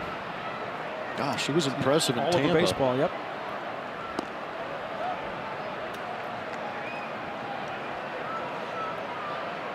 This is still, I mean, as hot as it is, this is a great ballpark. I've always said that. I thought this was a really pretty ballpark, good place to see a game, with the exception of the heat. Great place to hit. I know that.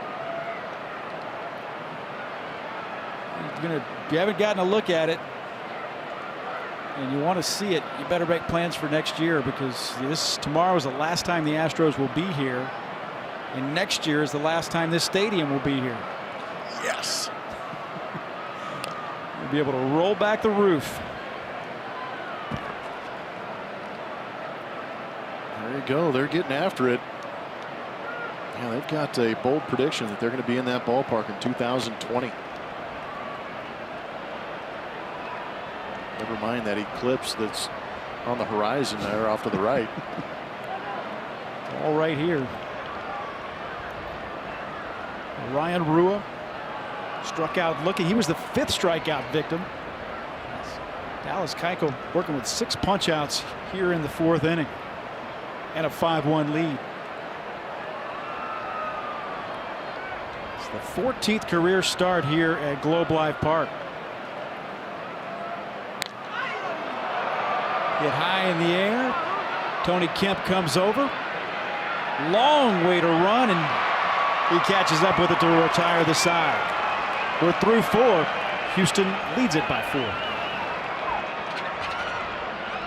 7 hits in this ball game. 6 extra base hits, and it's guys like Josh Reddick off the top of the wall Second double of the first inning. The Astros took the lead. They would never look back. Then Reddick, deep and gone. Second home run of the game for the Astros. 2 home runs on the game for the Astros. Here was the second as Tony Kemp gets into one, and Mazzara just over his glove. Second home run of the season for Tony Kemp, and it's hugs for homers. Works both ways. Smiles for everybody. How about Evan Gattis wearing a sweatshirt? Still 100 degrees here at the ballpark. But what's beautiful about that game summary you just gave us, Kevin, is that it's all the way through the lineup. It's not a particular part of the order. That's top, middle, and bottom. 4 of the 7 hits for the Astros, extra bases. 2 of those off the bat of Josh Reddick. That double in the first inning right off the top of the wall gave the Astros the lead. Extended the lead after Yuli's hit. That ball hit square right at Rougned Odor. And there's one away in the 5th. Got some league leaders for you. They're brought to you by Houston Methodist. Extra base hits in June. The Astros leading the way. They had a couple of guys with some great numbers. Evan Gattis, home runs and RBIs. Alex Bregman, home runs and RBIs. But 96 total in the month for the Astros. Put them on top. Athletics right behind them. Twins, Blue Jays, and Yankees. And in the American League, that is your leader. These guys can mash when they get those pitchers in the zone. Trying to carry it over here into July. Don't see Seattle on there. Yeah, you can only see them in the standings, not so much some of the peripheral numbers out there. Doing enough to get it done. Seattle half game back of the Astros after winning 7 straight. Astros trying to avoid their longest losing streak of the season. They've dropped 3 in a row. Won the first in Tampa 1-0 on a Jake Marisnick solo home run. Then they lost 3 straight to the Tampa Bay Rays.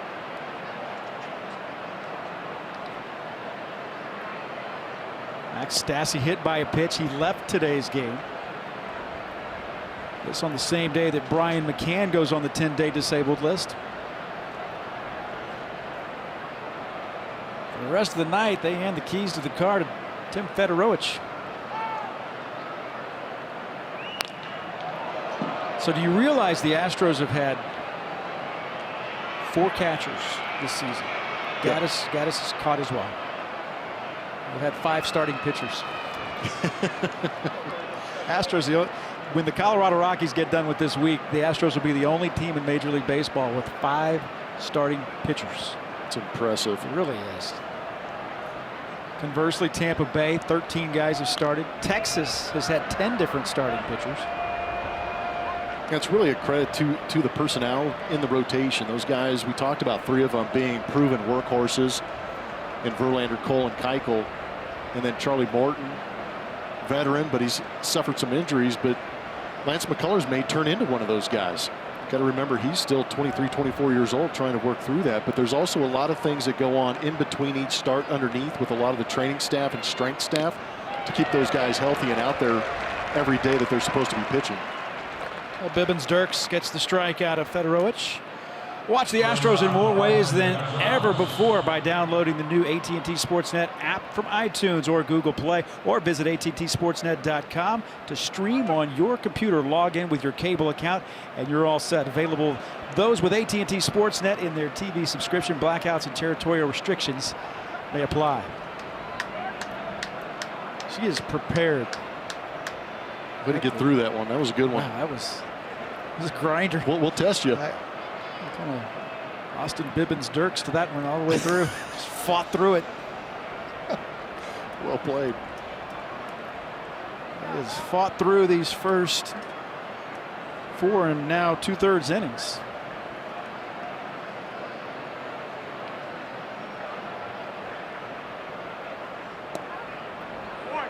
And this is outside. Well, you get the promo reads, and then you know if you're really good at this, you're probably you read over it before. That's probably what Todd does. I didn't read over him before. So all that considered, it went fairly smooth. Absolutely. You had me fooled. You didn't have to divulge any secrets. No, you were watching the whole time, knowing I was on a teeter-totter right there. Base hit for Marwin. He pulls that one into right field. Marwin's got to feel pretty good about this. Tough couple of first ABs, but this one, a fastball down and in, just drop the barrel on it, yank it into right field. Well, he has spent a lot of time against left-handers in that middle box along the bottom row of that the strike zone there. That was exactly where the pitch was that Tony Kemp hit for his second home run of the season. It came back in the third inning. This one hit the other way, but foul.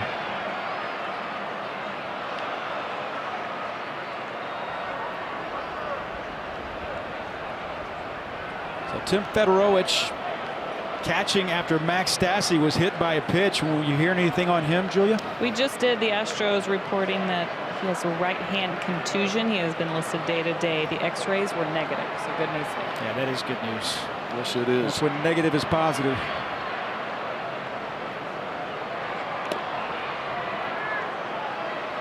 That misses. It's 1-1.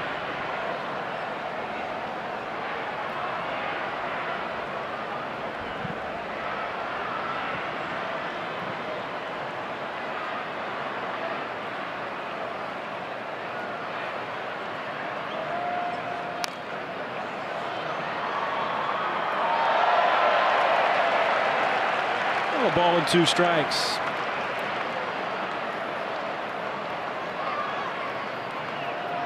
Teams around Major League Baseball wearing their 4th of July gear.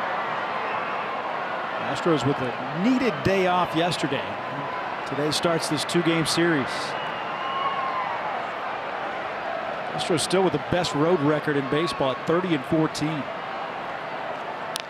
Tony Kemp to right field again. Mazzaro on the run and makes the catch. That'll retire the side. 5-1, halfway done.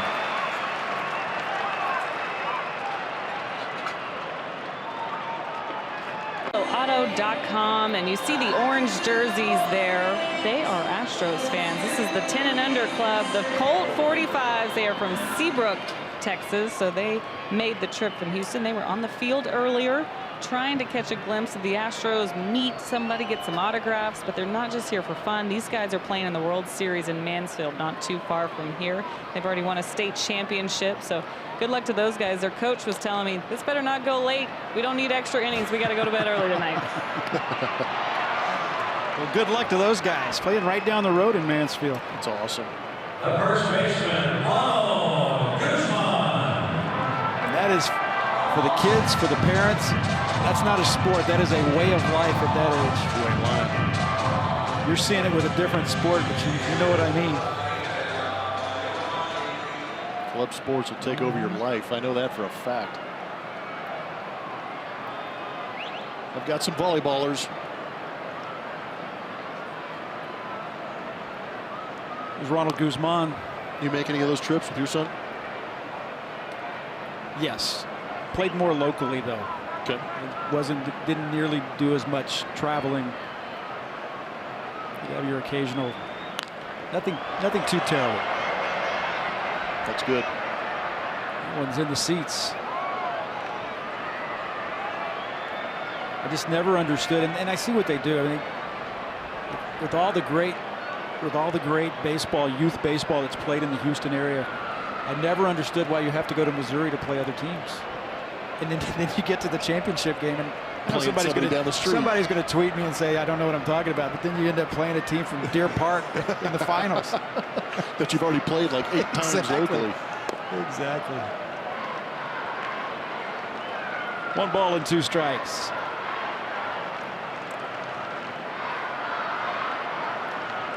Well, Guzman singled and scored the only run of the game for the Texas Rangers in the 3rd.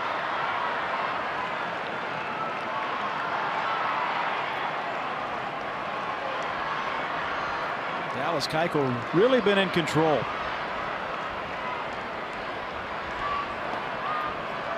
Can't get the chase.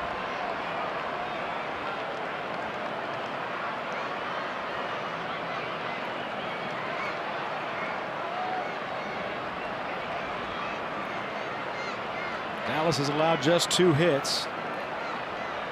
As Guzman bats with 1 out here in the 5th. There's been a lot of contact like that tonight when there was contact. Dallas struck out 6 of the first 7 Rangers he faced. It's been a tough go for Dallas against these Texas Rangers here in this ballpark.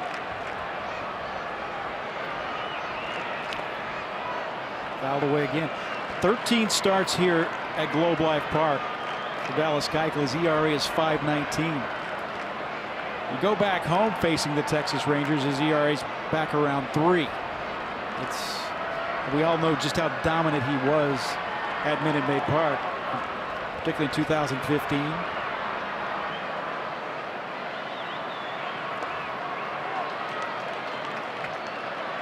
Three balls and 2 strikes. Still trying to get that chase on the outside corner. We saw Guzman foul off a pretty good fastball on the inside corner. Dallas kind of bringing that pitch on the inside, hopefully to open up that outside, but Guzman doing a good job fighting through this AB.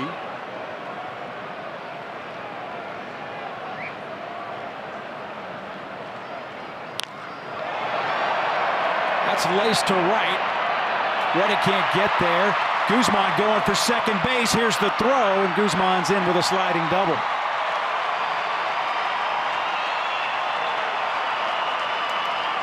Two for 2 for Ronald Guzman. A 1-out double here in the 5th. Second hit this evening off Dallas Keuchel, doing a good job of keeping that front side closed and staying on some of the off speed on the outside corner. He gets this one off the end of the bat, but places it nicely well to the left of Josh Redden.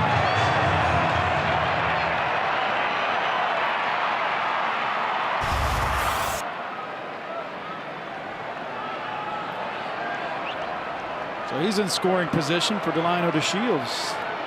He's driven in the only run of the game for the Texas Rangers.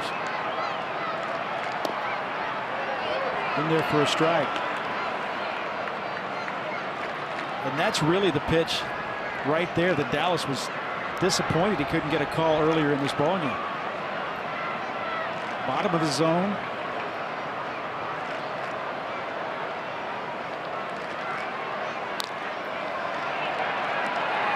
On the ground to Marlin. 2 outs. MLB At Bat is your #1 Astros app. Customize your experience with Astros home screen icons and features like MLB.TV Game of the Day, pitch tracking, in-game highlights, stats, news, and more. Download MLB At Bat today.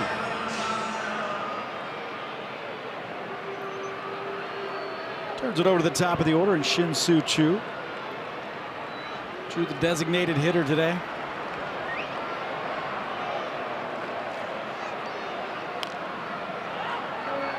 Fouled off at the plate.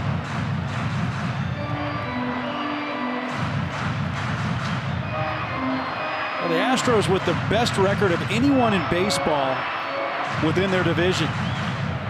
Tonight, the 36th meeting against an American League West team. The Astros 25-10 against the American League West. The crowd on hand here for a couple of 4th of July games yesterday and today over the holiday. Or today and tomorrow, I should say, over the holiday. Astros 10-4 against Texas overall. Astros here in town yesterday with a day off after getting out of Tampa. Astros 0 for 14 in that series against the Tampa Bay Rays with runners in scoring position.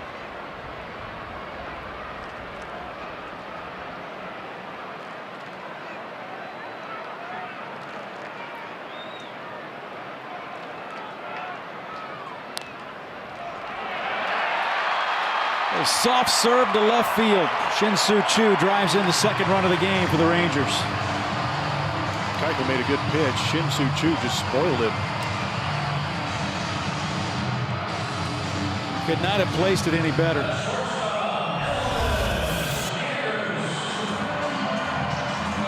Off the plate even. Sometimes you anticipate seeing a pitch from a guy, you stay on that outside third. And if you're able to get the barrel to it, you just go with it. Well, now a 5-2 ball game. Elvis Andrus 0 for 2. Struck out in the 1st. Ended up flying out to Reddick in foul territory in the third inning on a really good play. A running catch by Josh Reddick running towards the wall.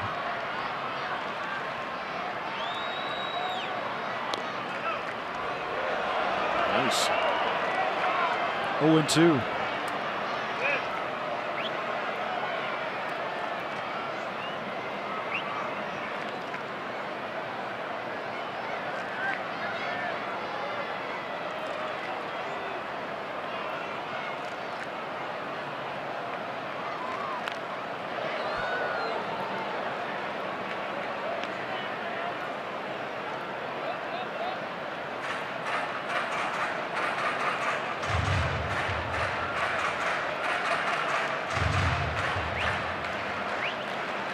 Well, Sanders has been through the good times and the not so good times with this franchise.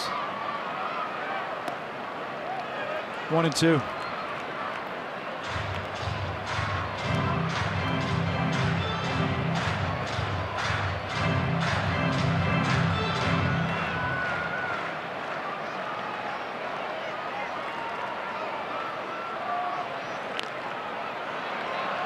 And here on the ground, Keuchel goes off that gold glove, and that'll retire the side. 5-2 Astros.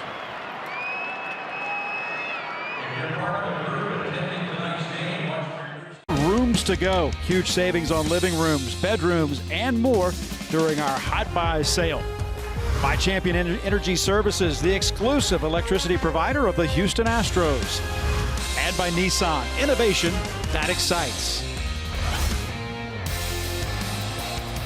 Kevin Eschenfelder alongside Jeff Blum upstairs. Julia Morales here as well as Todd Callis with a couple of days off. He'll be back with you when the Astros return home for the 11-game homestand.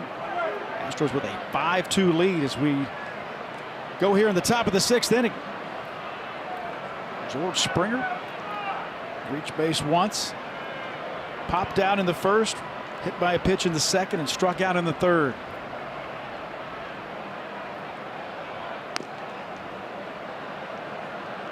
One and one. Austin Bibbins-Dirks has started, and he has navigated his way through here. And you see Tony Barnett is warming up with the bullpen for the Texas Rangers. Yeah, considering how this game started out, Jeff Bannister has to be pretty happy to see Austin Bibbins-Dirks still out there.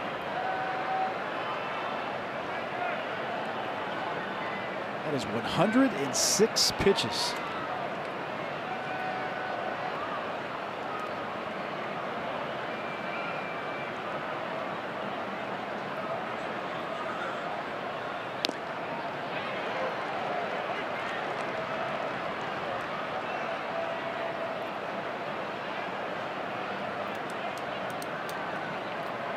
Like he has been behind in the count all night long.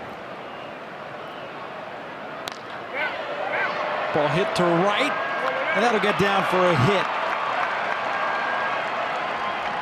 George Springer with thumbs up. They've been few and far between lately. Good to see a smile on his face, though, as he leads off the 6th inning with a single. Kind of inside out of this pitch, down and in. And I wonder if, in the mind of George Springer, for a brief second, he wondered if Mazzaro was going to lay out and try and make the catch on that.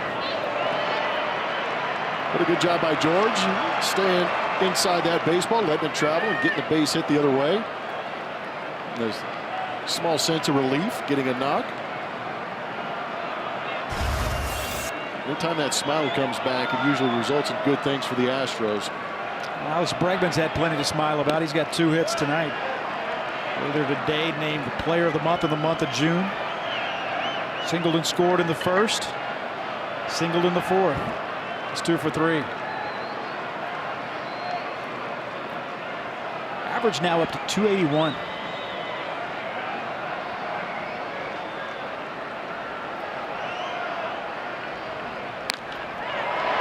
Hit hard to left. Rua goes back, leaping, makes the catch. Springer will have to retreat. We talk about hard contact resulting in absolutely nothing. That was a great example of it right there. That was a seed hit right at Ryan Rua. Yeah, I'm not sure if that's a list you want to be on the top of, but that guy right there is continuing to get the barrel of baseballs. What more can you do? He was just smashing baseballs. He's a lot of fun to watch. But a pretty athletic play from Rua. Just timed that good enough to make the grab. I mean, I know Alex Bregman was #2 overall pick, but sometimes I think we forget just how young he is in his baseball career to be where he is right now. Tend to do that with him. Same with Lance McCullers. Yeah, I'm guilty of that with Lance. But a lot of it has to do with the fact that we've seen some real excellence from those guys, and we understand their talent and their potential, and we want to see it every day. We get greedy. Jose Altuve, a rare 0 for 3 in this ballpark. Came into this game hitting .531 at Globe Life Park this season. Is he down to 500? You're right there in that ballpark.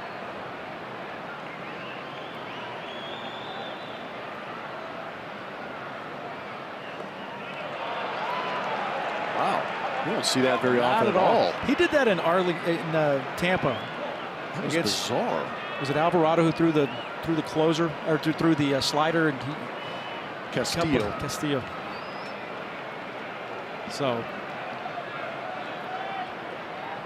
a couple of on this road trip. Saw it there. We saw it one other time. Gives you most hitters, you see it every once in a while. There's going to be a double play. Line drive right at Guzman. He steps on the bag.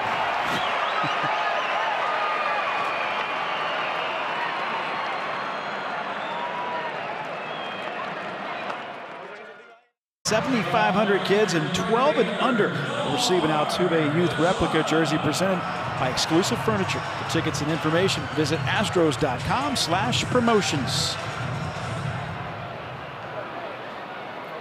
Oh my. Is it the boomstick?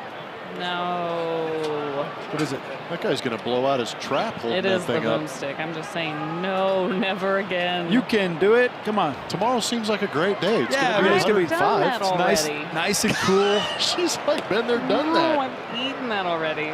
There's other delicious ballpark food around here. No more boomstick.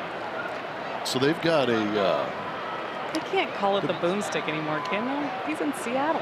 Well, maybe I just made that up. Here's Yuli. Keuchel with the put out of Nomar Mazara. So underneath, as we walk through the tunnels and the bowels of this place to get in, there's a boomstick car.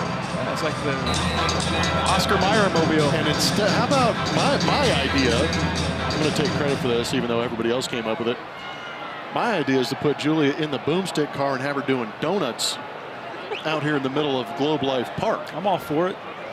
You and I in the back seat, hair flying. Maybe during a rain delay, so I get a little extra tailspin. That would be awesome. I've got to find the keys to this thing. We've We got do. a jacket. Yes. That would be awesome. Donuts. Difficult in that Tear it up. car. That'd be a huge donut in that big old thing. I'm just thinking a big rainstorm comes and get a little four-wheel drive working on the warning track. Start mudding around the track. Beltre hammers that one to center field. 5th hit of the night for the Texas Rangers. Oh no. The second baseman, There it is. Odor. Oh, that happened. That took all night. We've got proof. That really did take. That's amazing. How does it feel? Amazing. How does it feel to basically have your entire adult life chronicled?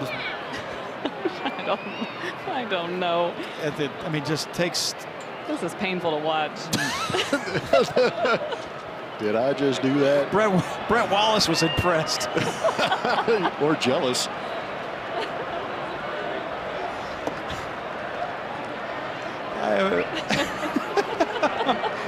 Brett's over here going, you gonna finish that? I had so many looks that day. You said what I was thinking. Good times. Oh man.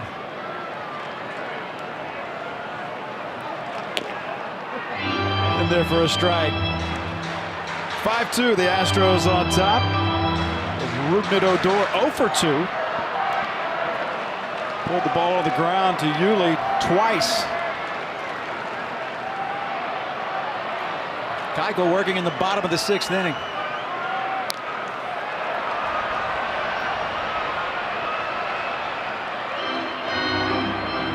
Up to 94 pitches.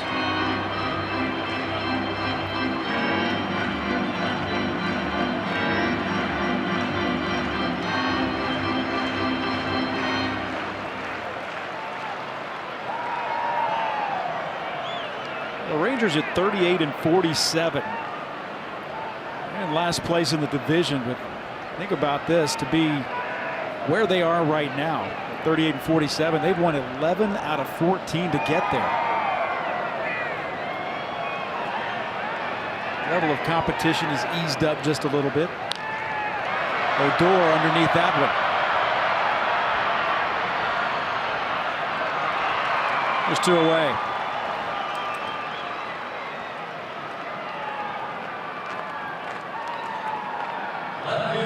Yeah, they're the only team under 500 in the West. Oakland Athletics are playing great baseball also. Quietly, right? They've got some good young talent. Every once in a while they're going to get some good starts out of their pitchers, but they have some guys that can go out there and thump it around a little bit. We saw that with the extra base hits in June. But the Rangers, the only team under 500 in the American League West. Rua on the ground. Bregman spins and throws. Now to retire the side. We go to the 7th. The Astros lead 5-2. Ranger Astro. Tweet us at ATT Sportsnet SW. Now, fans usually they're pretty good on these. They're very good. Especially when it's Astros Rangers related. Yes. Midsummer Classic, World Series, Ranger Astro. You don't have it? Nope. What's wrong? Well, you're the Astro aficionado. No, that's not yes. true. You know which one I got the other day I was really proud of myself was Russ Johnson. Yeah. I remember that one. I was in the same draft. That's the only reason I knew that one. He was at LSU, right? Yep. He was built like Alex Bregman. Kind of a stocky, well-built guy, strong. Tony Burnett in this ball game now. 21 games in this season. Good record. 25 strikeouts in 25 innings. That whip is nice, so you know he's going to be around the zone.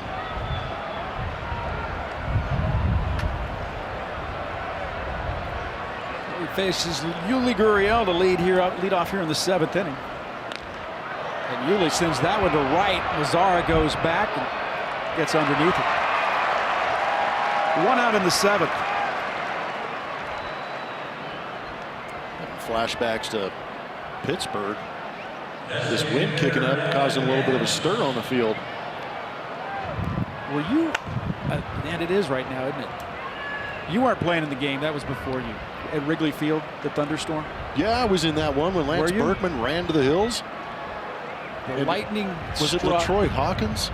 It was. Was on the mound. Lightning and thunder just on top of us. I think Ausmus kind of bolted out of there too, but I remember Lance basically running off the field immediately, and LaTroy just calmly held his position, stepped off, didn't balk. That was a nasty storm. They had tornadoes that day, and I mean, it's unheard of in that area. But in Chicago, I mean, they had them right there, and it got bad, and it got bad in a hurry.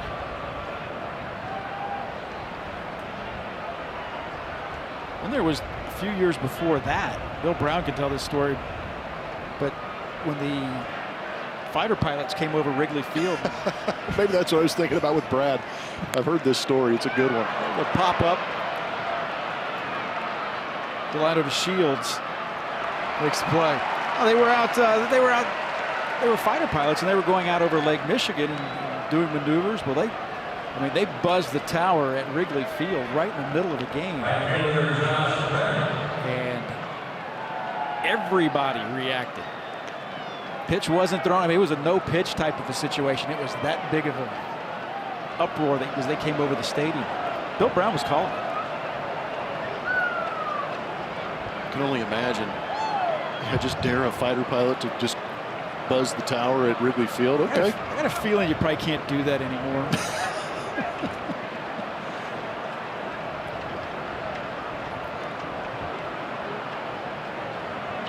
Tony Barnett facing Josh Reddick here. Reddick's had a nice night tonight. Ball hit the opposite way. And Ryan Ruick can't quite get there, or did he? No signal, and now they call it an out. Third base umpire, he said fair, but he never raised his hand. That'll retire the side. Well played by Ryan Ruick. 5-2 Houston. 7th out on the board early. 2 runs in the first, 3 more in the third. Rangers with a run in the third, and then came back with another run in the 5th inning. It's Dallas Keuchel going out for his 7th inning of work. This is Robinson Chirinos to lead off here in the 7th.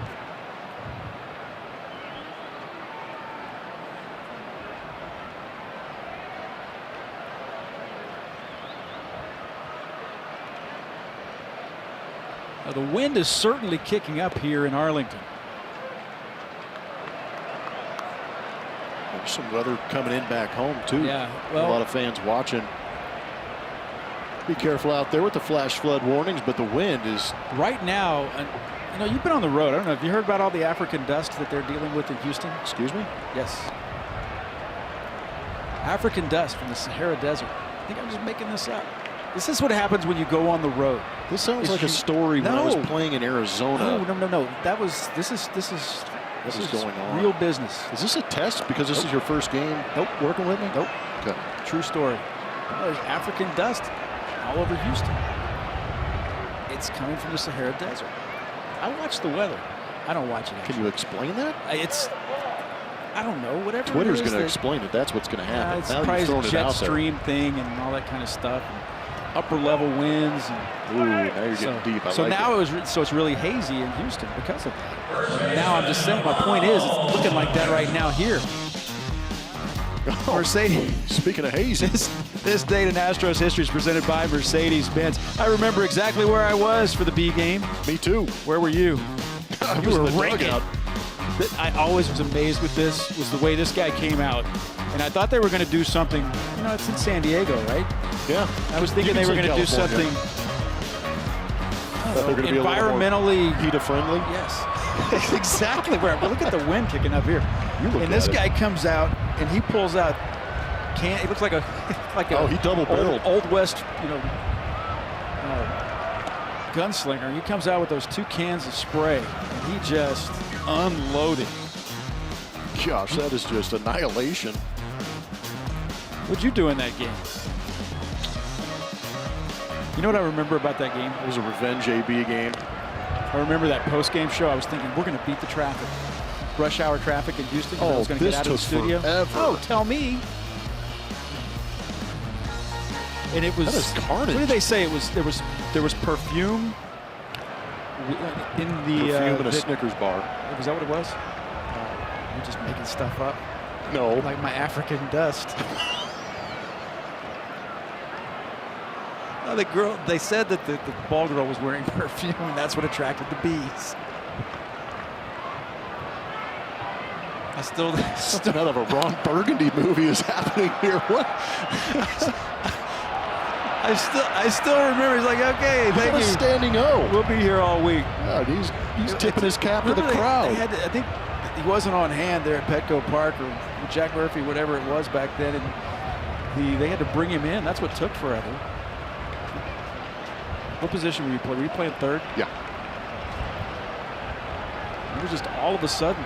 He was there. I think I'm a little late to the Sahara Desert dust party. You're Googling stuff now. No, I'm not. I'm getting absolutely destroyed on Twitter for not knowing about the dust effect. Okay. For someone who spends most of my time in Houston in the studio and has spent a little time on the road, it is hard to lose. It is easy to lose track with things such as that. I'm just saying. Enough of this. Oh, by the way, once the bees cleared. Well, remember the killer bees. Boom. B is for boom and blum. Yeah, just put your head down. Again, revenge ABs. Kind of interesting to see Pedro Rodriguez giving me a high five in that Sean Barrett highlight reel. The list goes on. Brian Moeller. That's part of the fun in watching some of those old videos is, you know, the guys in the highlight are doing something, but it's the guys on the outside that are high-fiving. I think Brett Wallace gave you the cold shoulder when she came back into that dugout. I took the last of his hot dog. There's Delino to Shields. This will be the 109th pitch of the night for Dallas Keuchel.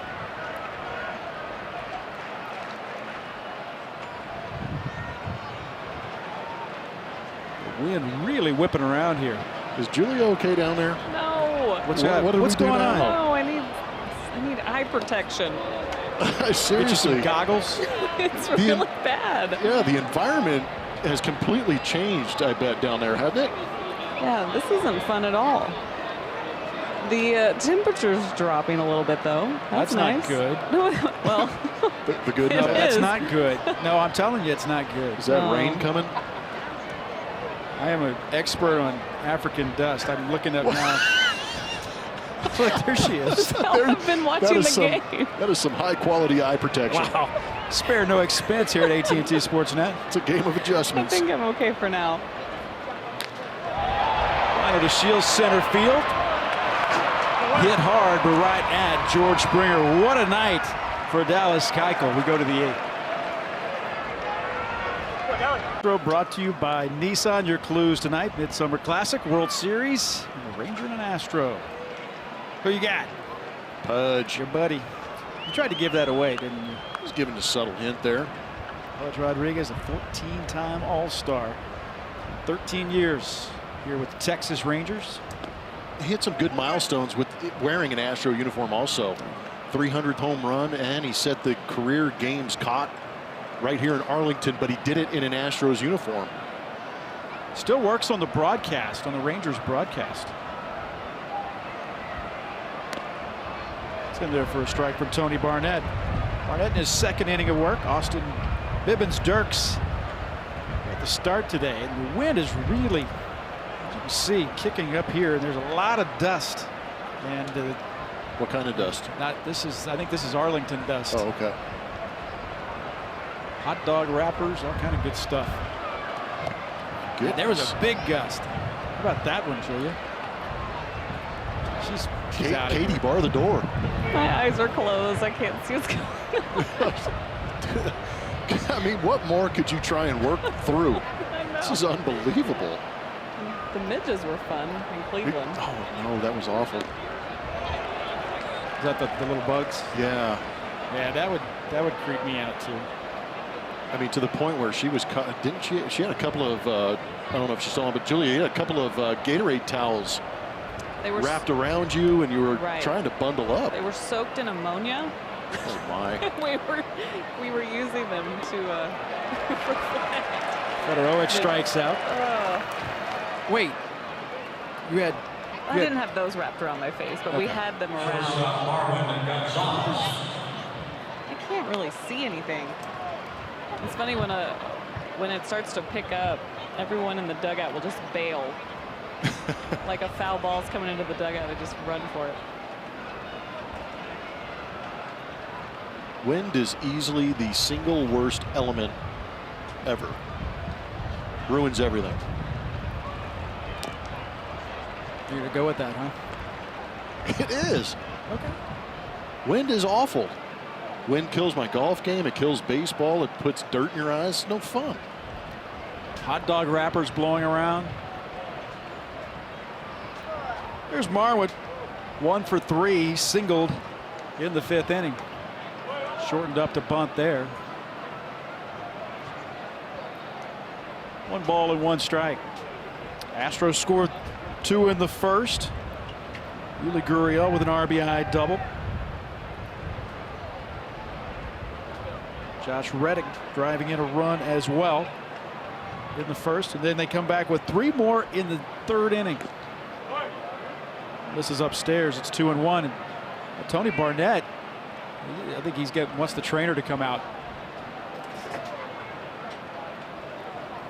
He looked in before that last pitch, and he called the trainer out. after that pitch. That is not good. Nope. And they just sent a reliever down today, Chris Martin.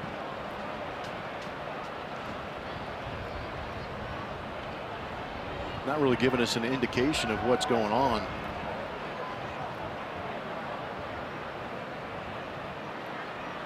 He's grabbing that right elbow, it looked like, on that camera angle. So Tony Barnett will leave. Jeff Bannister will have plenty of time to figure out who he wants to use here. They have plenty of time to warm up as well. Did you see him do it? I mean, it looked like the pitch before the final pitch to Marwin. He looked in for just a second, and then after that final pitch, he said, "You guys need to come out here." And so Tony Barnett leaves. We'll have a new man on the mound. Claudio's coming in. We'll get you set for him when we come back. 40,165 on hand here at Globe Life Park in Arlington. A lot of them wearing orange and blue.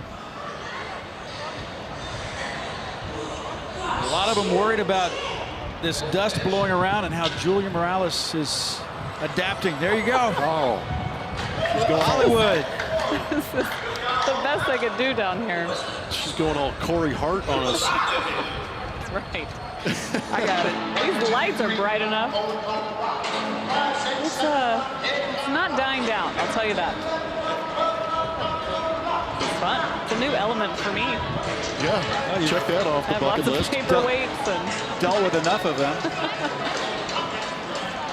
Alex Claudio have as much time as he needs, 4-2. A 4.91 ERA, a whip over 1.5. Yeah, he brings a little bit of the funk with that delivery. You see kind of slinging it in there with that 3/4 arm delivery. He's done a good job of working against the Houston Astros also. A lot of change-ups. Fastball doesn't top out extremely high, but does a good job with the delivery, deception, and movement on those pitches. Fastball, slider, change-up. Uh-oh. What do you got? That's a good card. Yeah, quiet in the box. H-Town Wiggy. Always. Have to catch up.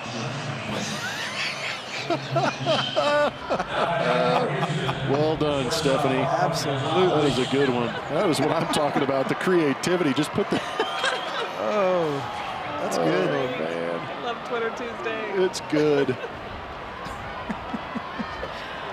Oh, what is it, 2020? That's what we're waiting on? Yep. It'll be here any day. Any day. So Claudio will work to Marwin Gonzalez. It's in there for a strike. It's the 5th time that Claudio has faced the Astros this season. You see the new ballpark going up across the parking lot.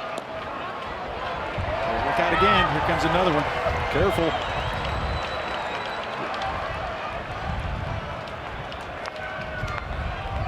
It was a called 3rd strike of Marwin, and he's thinking, man, I got dust in my eye. He'll take a walk how could back. you call that? All this wind blowing. So Tony Kemp homered back in the 3rd inning, his 2-run home run. Part of why the Astros are up 5-2 here in the 8th.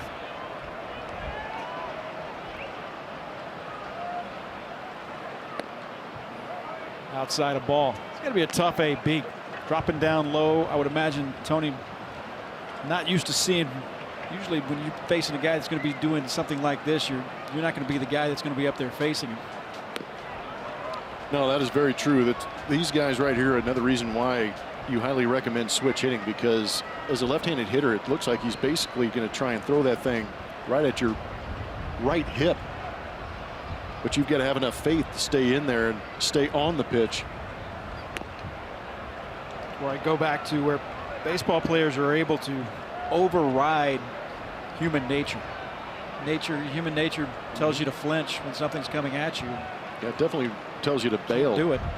And he's on that far first base side also as far as the rubber is concerned. That ball is basically being delivered behind Tony Kemp, and Kemp will head down to first base. If Kemp reaches for the third time tonight, he'll turn it over to the top of the order, and George Springer. Tony Barnett started this inning, left with an injury. Now it's Claudio facing his second batter.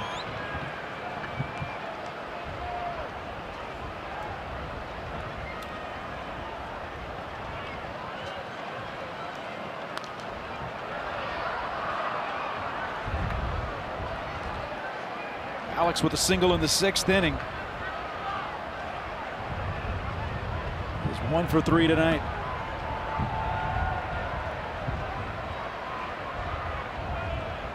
Away on that first base side of the rubber. And Claudio drops down and slings it from behind the left-handed hitter. Missed low.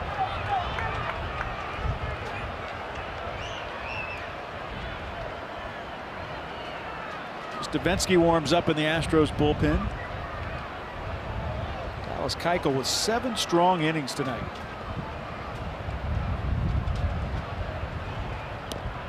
Breaking ball floats in there at 71 miles per hour. Can almost reload as a hitter. Tony Sipp joining Devo.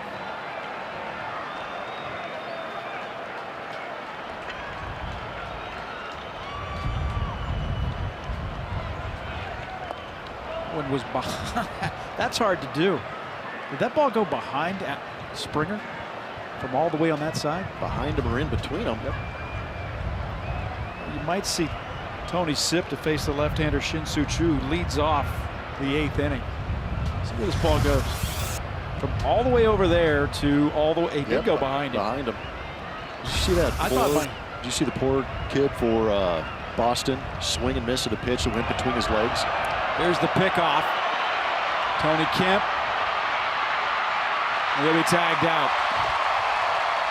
Well, that'll retire the side. Go to the bottom of the 8th inning. The Astros leading 5-2.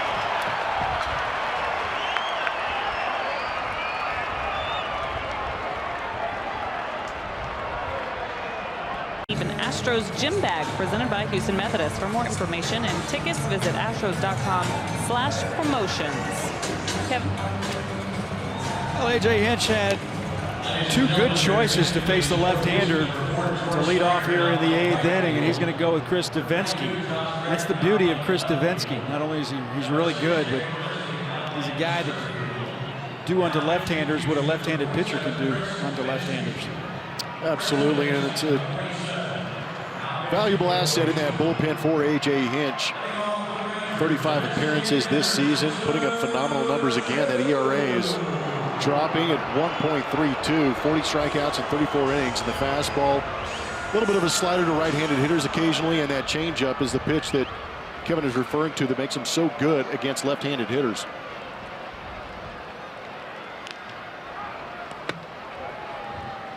Fouled out and works ahead, 0-1. And even though the Astros didn't do well in that Tampa Bay series, that bullpen didn't get abused. They still pitched extremely well.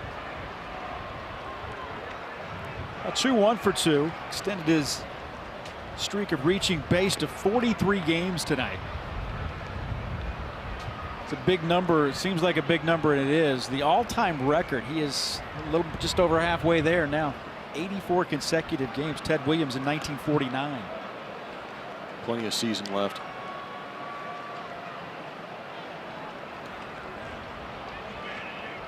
2 balls and a strike from Devo. Good night tonight from Dallas Keuchel.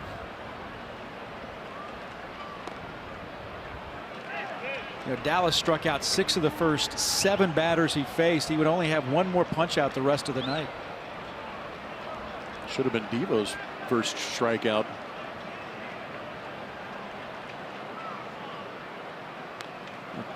Shin-Soo Choo with the shift on, thinking about laying down that bunt.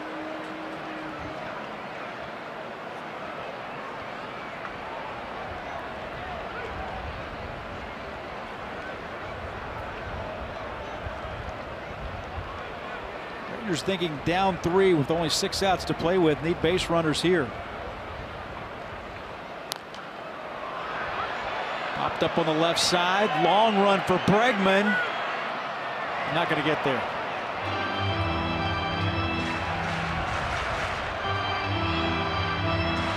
Yeah, I don't blame him. I don't either. Take off and go into a full sprint. Realize at the end of the line there's a brick wall. Self-preservation helps your team more than trying to make the phenomenal play. 3-2. Debo's going to take a little more time. He was taking a little bit before he was delivering that pitch, and you can see Federowicz says, let's start over. This is outside. Leadoff man is on in the 8th. Just like we promised earlier in the game, it's the Miller Lite hold true moment. And the moan was Dallas Keuchel's. Did a good job with that breaking ball early on. Striking out 4 in a row to start this ball game. Eventually ends up with 7 strikeouts on the day. 7 innings, 5 hits, 2 earned runs through 111 pitches. Pretty good outing post body issue.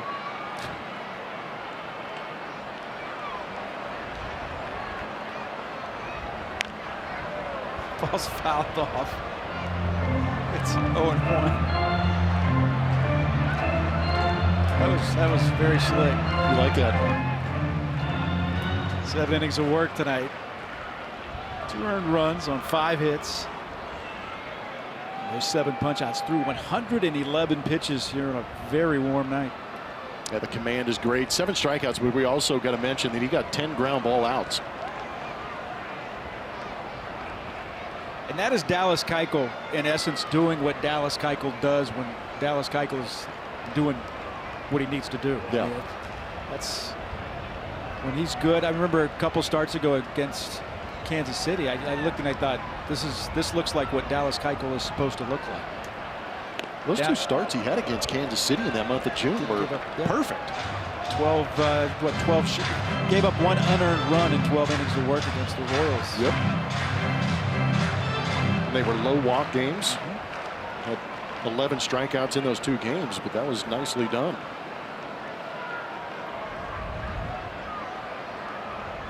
Astros have out-hit the Rangers 9-5. Houston has left 7 and lead 5-2.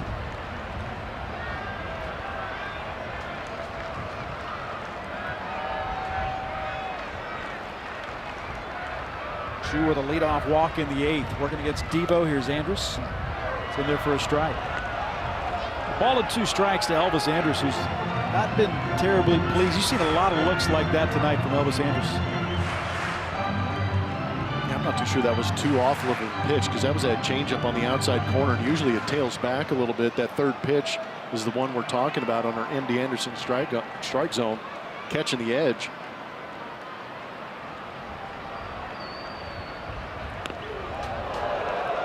It's up and in.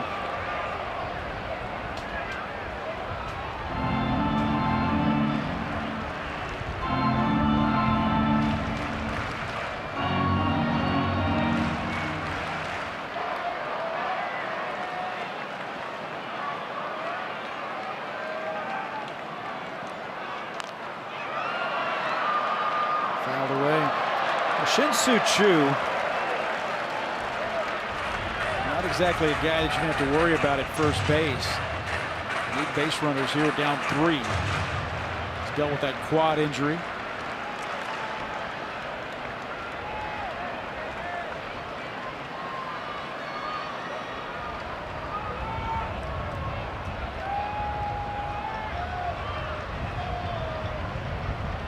The 2-2. Do it all over again. Astros scored 2 in the first, came back with 3 in the 3rd. Solo homer by Reddick. He's got a couple of extra base hits tonight. A 2-run home run by Tony Kemp. Look at the gold tonight. These things are sweet looking. the right man, too. June Player of the Month.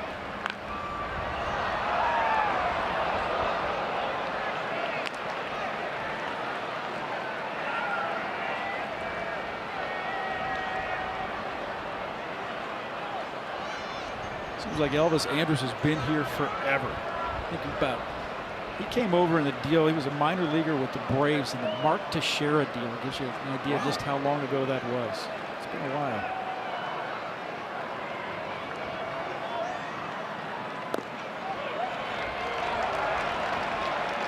Just off the plate, 3-2.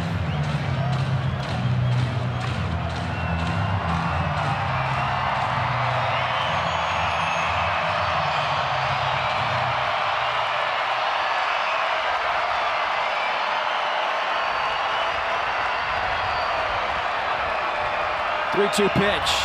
Chu is going, and there's a base hit into right field, but still Shin-Soo Choo will not be able to get past second base. He must be hurt pretty That good. was odd. Why would you go in that situation if that's all you have? Because yeah, the whole I'm not reason sure to if go he is to can take get an back. extra 90 feet if you can. Exactly. Kind of drifting out there, really no intent. He must be hurt pretty bad because he was showing no effort to go to third base. Absolutely not. Really. He was really laboring between first and second. So now 2 on and nobody out. Brent Strom will head out and have a word.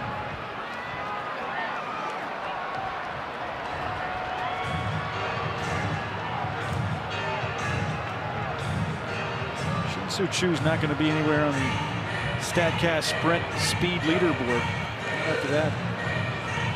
Yeah, that's not going to help the cause. Now the tying run comes to the plate. Nomar Mazara, a guy who's got pop.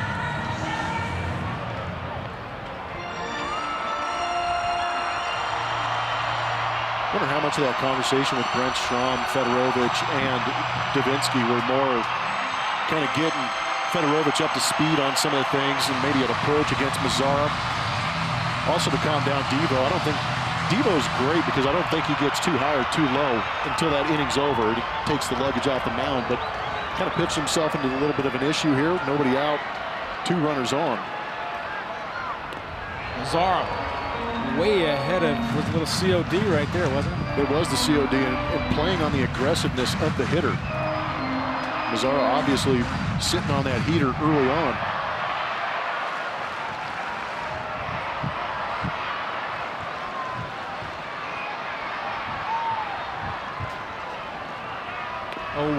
Make it 0-2.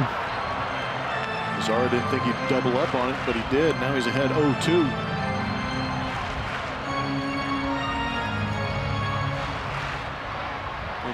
Again, that changeup out of the hand of Davinsky. It's a great view of it on our Mattress Firm Supermo, tailing away from that left-handed hitter. Is that thing's coming in at 83 miles an hour. He can touch 95. That's a 12-mile-per-hour difference. That's tough. 94 miles an hour upstairs, and Nomar Mazara, a 3-pitch strikeout. Good morning, good afternoon, good night. It's a tough situation to be pitching in, but Davinsky showing complete control in that AB.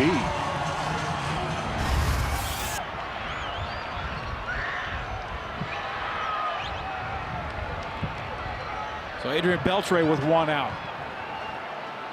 2 runners on in a 3-run game.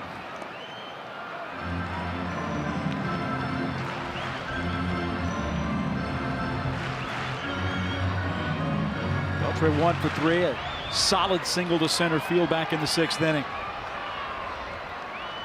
Chris Davinsky in relief of Dallas Keuchel, who went 7 strong innings tonight. This is the first of a 2-game series here in Arlington. Just outside, it's 2-0.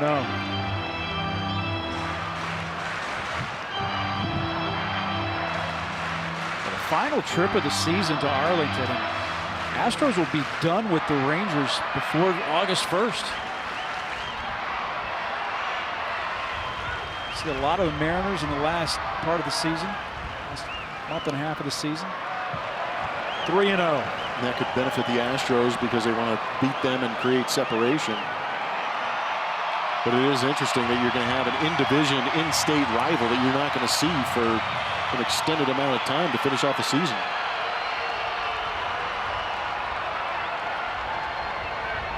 Three 3-0 to Beltre. 4-pitch walk, and the bases are loaded.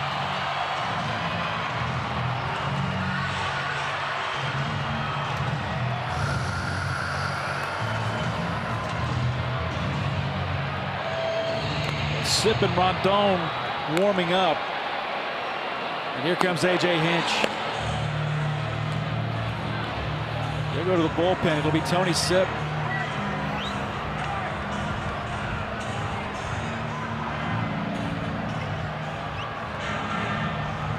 Twitter to show us, and you could win a jersey and a VIP experience. So tweet now and win big.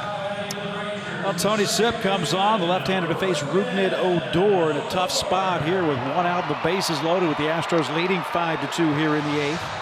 24th appearance of the season for Tony Sip. Scoreless in 15 of his last 16 trips to the mound. ERA of 2.29 and a whip just over 1.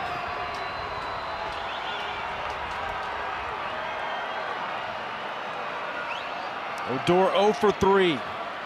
He's grounded out to Yuli twice and then flew out to left field.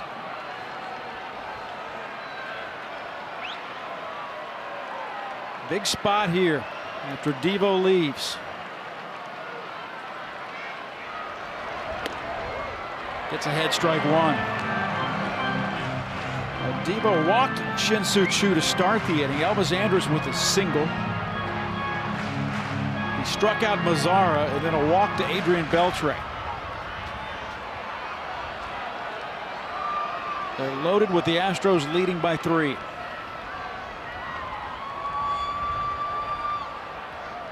Devo wants to start over.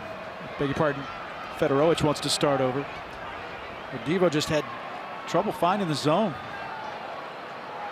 Rangers able to lay off some pretty good pitches, but he missed upstairs a couple of times. A high slider in there for a strike.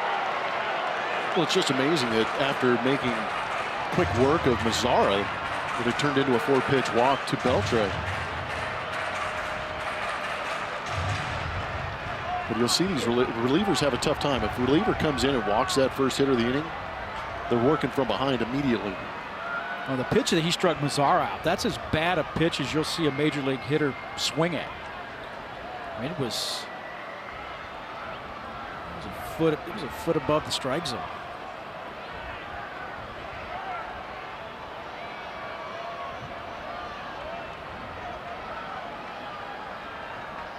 Oh-2 pitch to Rougned Odor. Hit on the ground, fielded by Yuli for 1, and that's all they'll get as Shin-Soo Choo comes across to score. But what a play by Yuli Gurriel. That was an incredible play by Yuli just to get 1 out. Not only did he flag it down, but then had to throw from his knees. Odor, give him credit. Usually a guy who strikes out quite a bit, puts it in play on a line, but robbed of a hit by Yuli laying out. We talk about his ability to scoop. How about the ability to lay out and pick up his pitcher?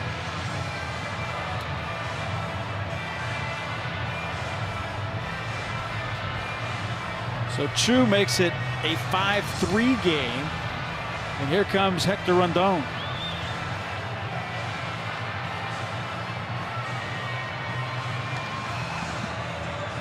On for the Astros, his 34th appearance of the season. He's been very good with that 1.50 ERA. Is not allowed a run on the road this season. Last time he was out there was in Tampa Bay. Closed out the one game they ended up winning in that series, 1-0. What a solid inning. Struck out 3. Well, he'll face the pinch hitter Joey Gallo. Gallo thought he was going to get a night off tonight. Comes in a big spot here, hitting 194.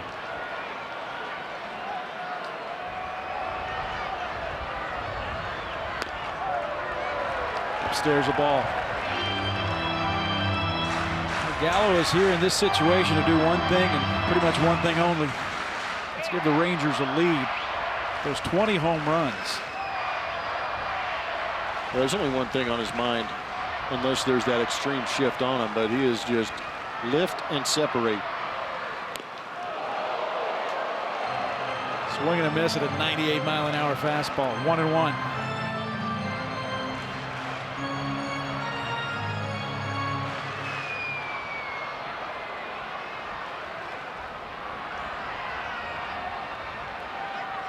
Three infielders on the right side.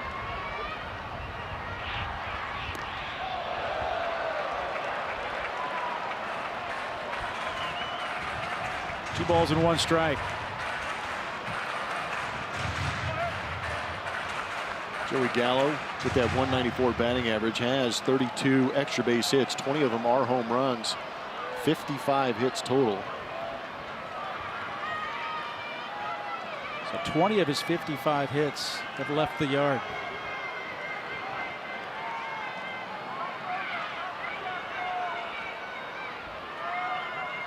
Runner goes, and that one fouled back and right up here towards us.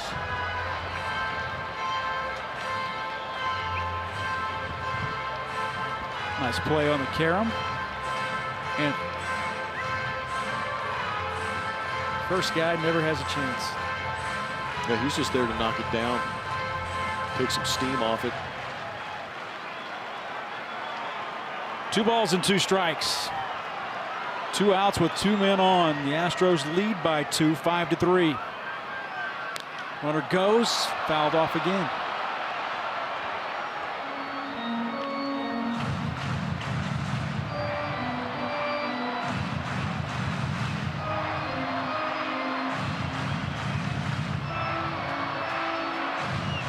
Good Odor at first. Elvis Andrus at third base.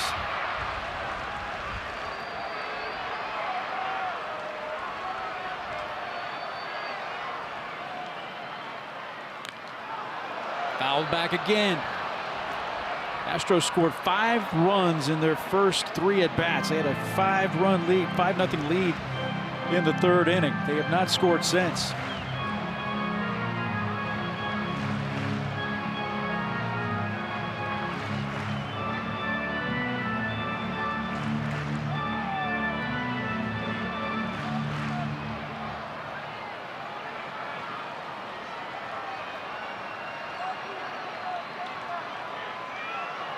See Hector Rondon trying to beat him with that fastball up. That was a big uppercut from Joey Gallo.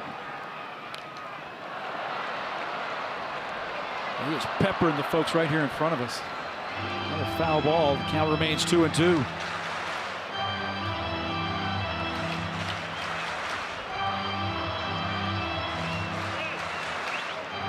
Concentration right there at the top of the screen. Andy Anderson, Cancer Center strike zone. 8th pitch of the at-bat. Throw over.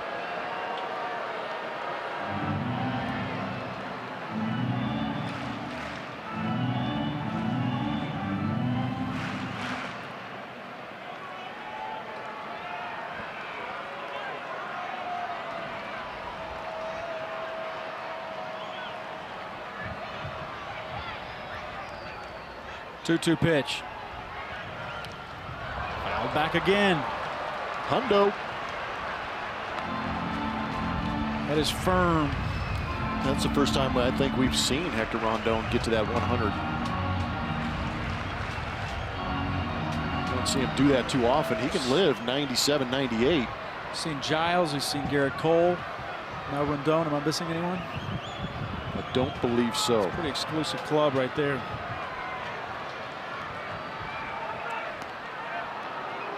Rugnet Odor close.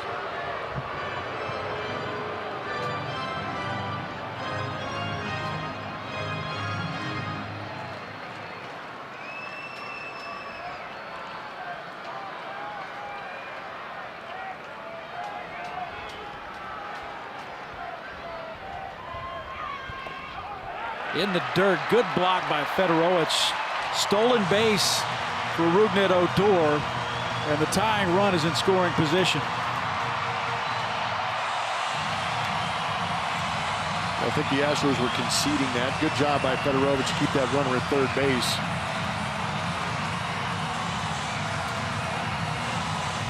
It's a good little wrinkle down out of the zone. I like the fact that he buried it and trusted Fedorovich to knock that down.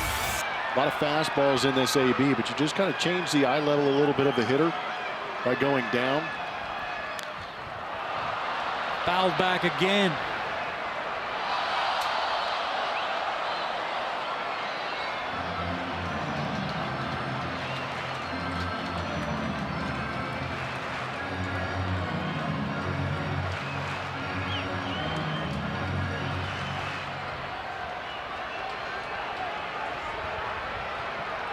If AJ had intentions of using Rondon for a multiple inning save, he's a little concerned about all these foul balls, but Joey Gallo is not showing that he can catch up to 98 plus. That last one at a hundo.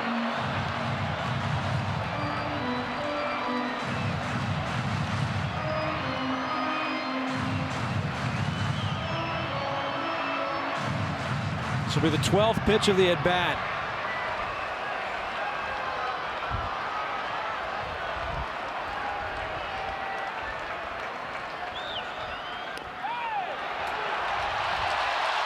Rondon wanted the call, didn't get it. It's ball 4. The bases are loaded. Here comes Brent Strom. Probably give Rondon a little bit of a breather. Yeah, as much as anything. That was a pretty good battle against Joey Gallo, laying off a pitch. Fedorovich trying to bring it back as best he could. Oh, had a lot of late run on it. Good take from Gallo. Clearly out of the zone, and now the bases are loaded in this 5-3 game.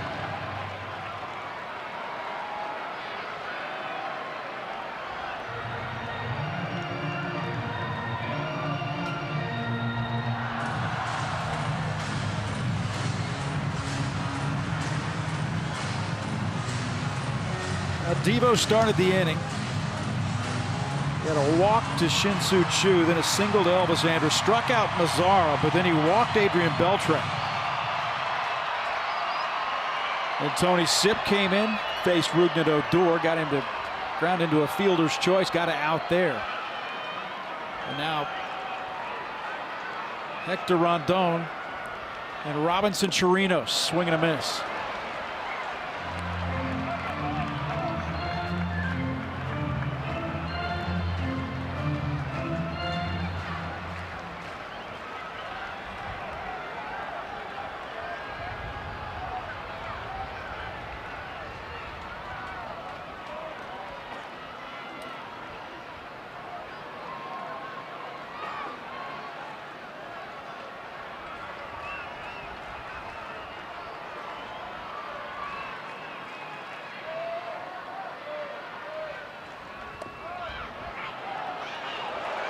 One and one. Great pitch. Man.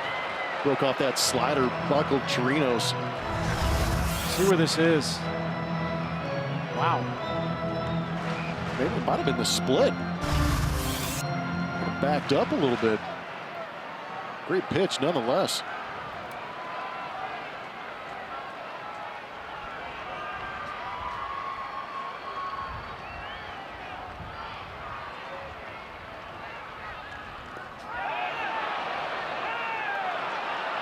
That was right there at Fedorovich. They called it a strike. So it's 1-2.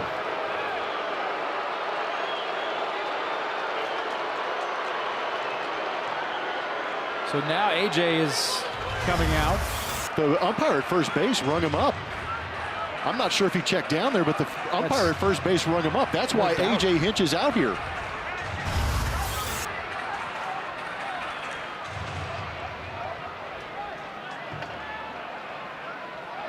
Quinn Wilcott down there at first base put his right arm up. Now AJ's going to come back out. This may not.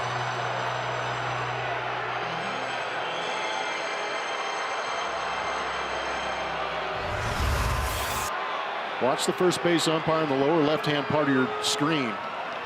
They point down, he rung him up. And the home plate umpire, and we've got 1 and 2 on the scoreboard here.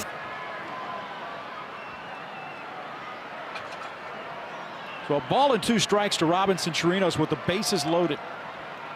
Astros on top 5-3 here in the bottom of the 8th.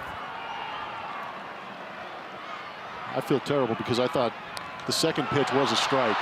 That one pulled high and deep and foul.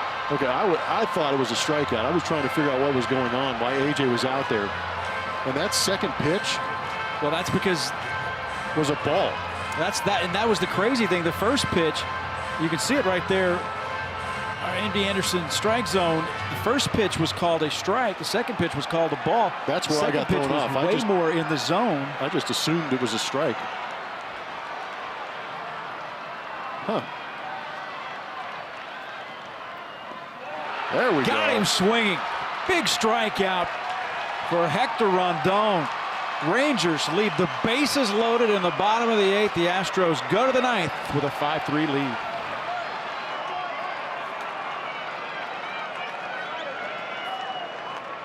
Following which Astros pitching performance in Tampa was most impressive to you guys out there, and you guys vote for Lance McCullers Jr. 47%. Charlie Morton comes in second. Thanks for voting once again. Follow us on Twitter. Kevin. Told you. You did call it. Jesse Chavez comes in here to work the 9th inning. A veteran has been around. Yep, he's logged some serious time in the big leagues.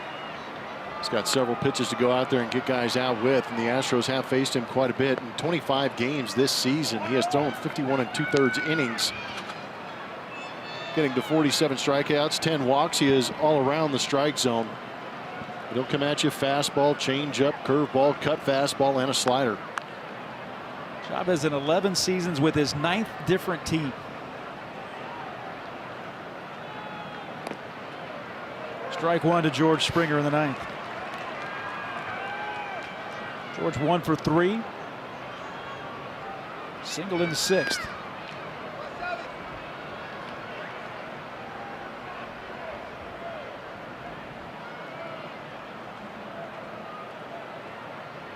Springer, Bregman, and Altuve due up here in the 9th.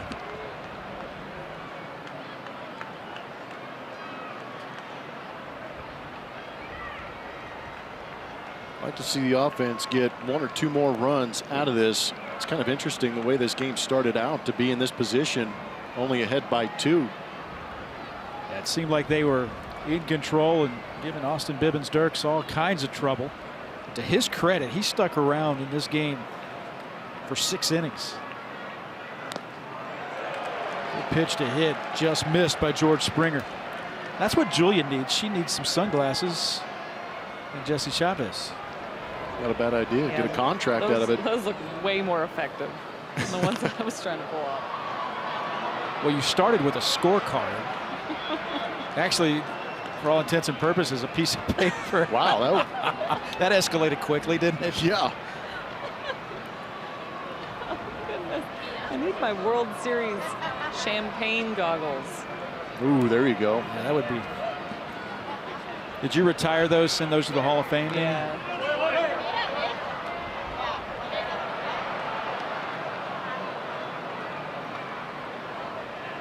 It's actually died down. It's a little bit better down here. Yeah, it has. It's Excuse the dirty look. I feel like I'm just covered in layers of dust and dirt right now. It's kind of gritty right now, Yeah. grinding through.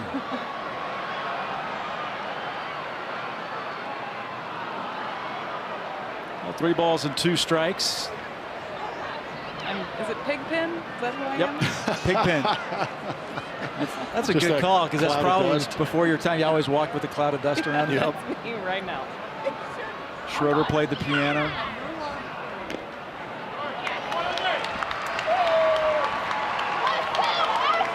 Leadoff walk in the 9th for George Springer.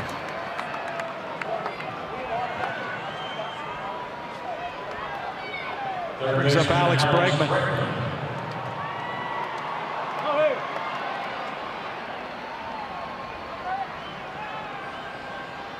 Bregman a couple of knocks, singled and scored in the first, singled in the fourth inning.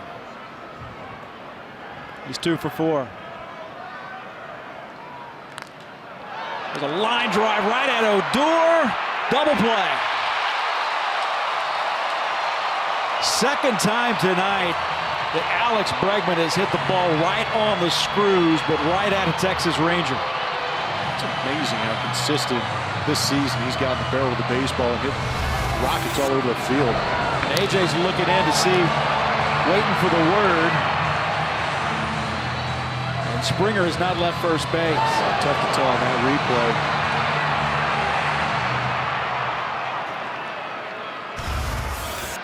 They're going to look at it.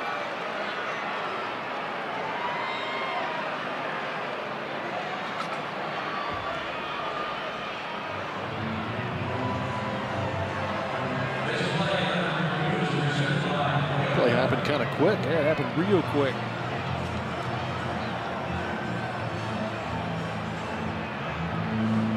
Call from New York.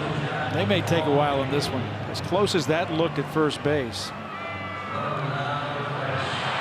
think he might be out. I think so. They just played it on the big board here at Globe Life Park. Fans seem to think it's going to go the Texas Rangers' way. I think they're right. Quinn Walcott, the first base umpire.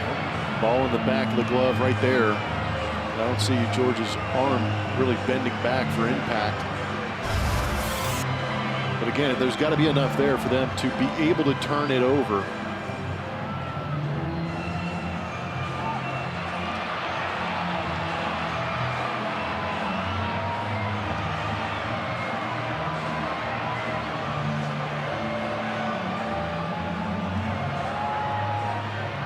He's out.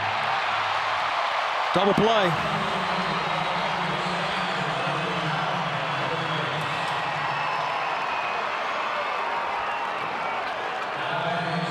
Second straight at bat that Alex Bregman has just hit a seed at someone and is lined out.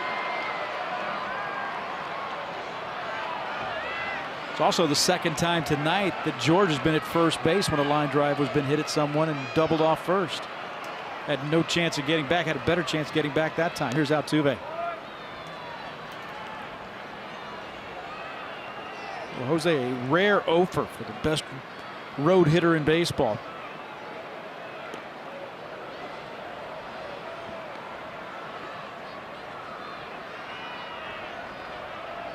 How about checking out Baseball Reference? They keep track of those challenges and overturned calls. So in 102, now 102 challenges for A.J. Hinch, only 47 of them have been overturned.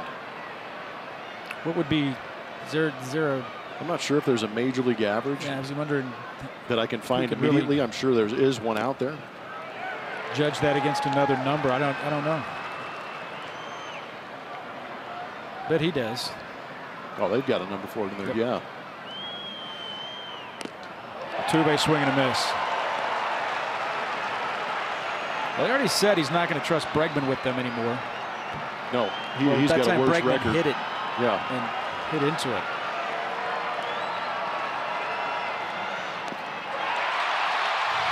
Swing and a miss. We go to the bottom of the ninth. The Astros leading 5-3.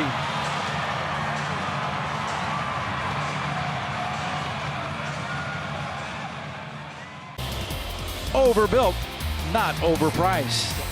And by McDonald's. I'm loving it. Hector Rondon stays into work the bottom of the ninth.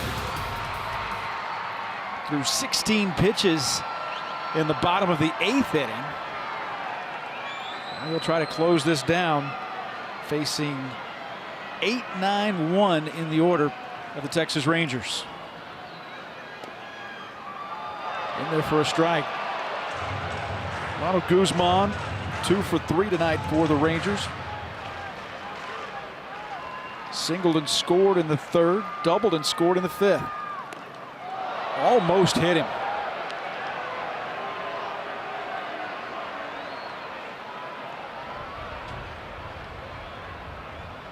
By the way, the major league average on a calls that are overturned, 42%. So AJ and his staff at 47%. Pretty good shape. Broken bat. HOU down to a knee. He'll step on the bag himself, and there's one away in the bottom of the ninth.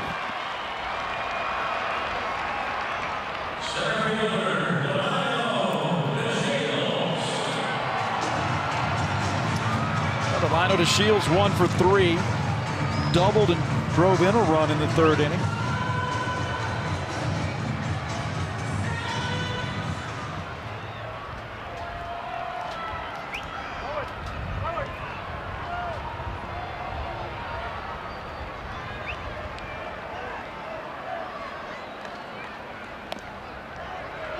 Strike one.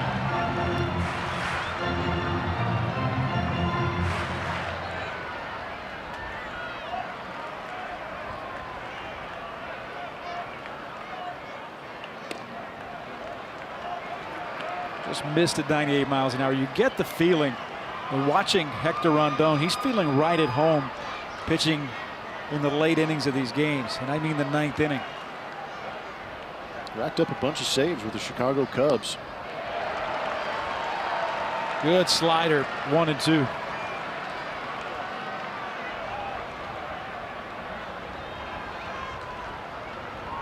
He's got 82 career saves. Yeah, he was the man in Chicago, and then they traded for Aroldis Chapman a couple of seasons ago.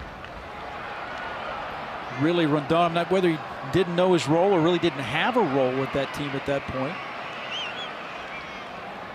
But you know as well as I do, and anybody, that closer spot, it's a lot of physical, but it's a lot of mental. Knowing you're going to be the last guy in there.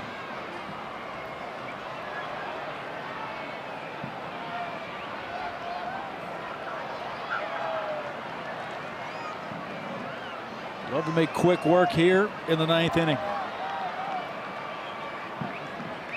25th pitch of the night by Hector Rondon, the 1-2. Just got a piece.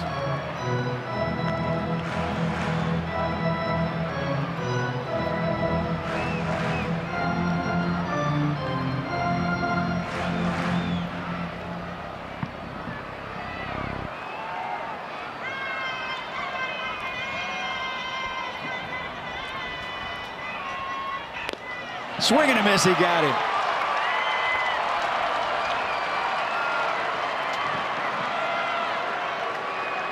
Two outs in the ninth. Showing good composure and ability to battle. Had to fight through that last inning to get the last out of the eighth.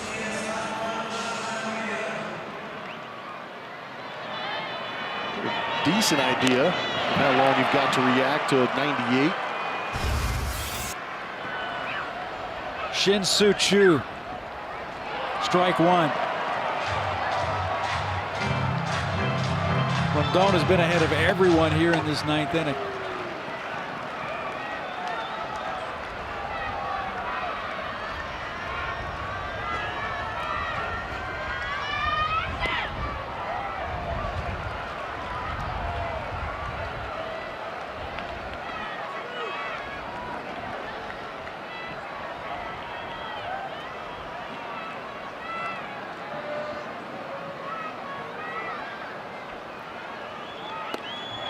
One and two, 98.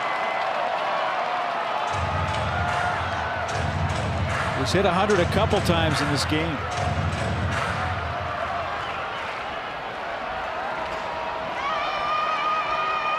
Rondon looking for a multi-inning save.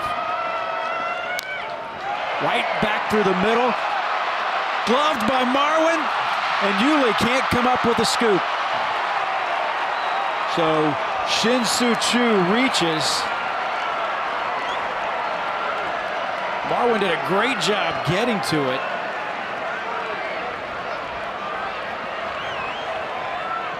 With a runner aboard on the base hit, and Elvis Andrus will bat. Well attended, Shin-Soo Choo. We had to get down the line. Marwin did a heck of a job laying out, but popped up quickly and threw that dart into the dirt. Then a little bit of a collision afterwards. You know, the part about that, Marwin, I don't think he realized just how little Shin-Soo Choo can run. Well, the internal clock tells you that you got to get up and throw, especially after a dive. I don't even think Yuli's turning to go get the ball because he's anticipating the runner to be past the bag, and Choo is nowhere near it. Well, we saw him trying to run from first to second on the Elvis Andrus, and he was running on the pitch. Andrus singled into right field, and I mean, there was no chance of going to third. And you're not pinch running for him because you just leave that there. Yeah.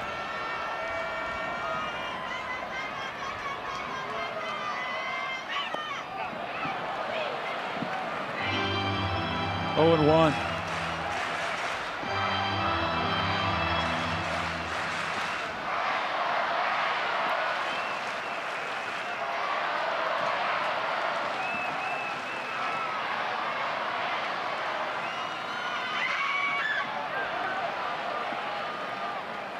Didn't go.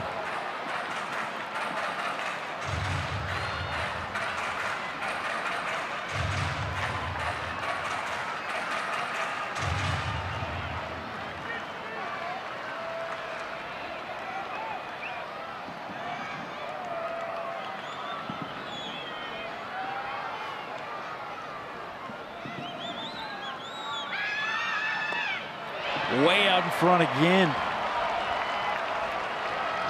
Got to ramp up for 100, and then he throws the 87-mile-an-hour breaking ball in there. There you can see Rondon getting on the side of it to create that breakdown, and you can tell by the swing that Andrus is trying to sit on that fastball. 1 and 2, gets away. Choo, no chance. Yeah, he's not even budging. There's no anticipation of ball and dirt to get the extra 90 feet. Not that his run means anything, but at the same time, run yourself out of the force out at second base.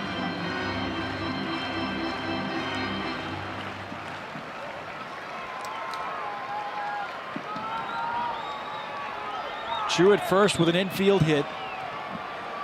Elvis Andrus, the tying run is at the plate with 2 outs in the bottom of the 9th inning. Back up the middle. Altuve's there. He'll flip, and the Astros win the ball game.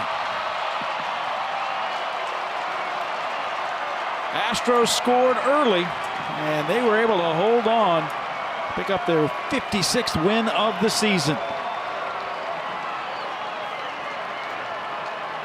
Good team ball game. Got a great outing from Dallas Keuchel.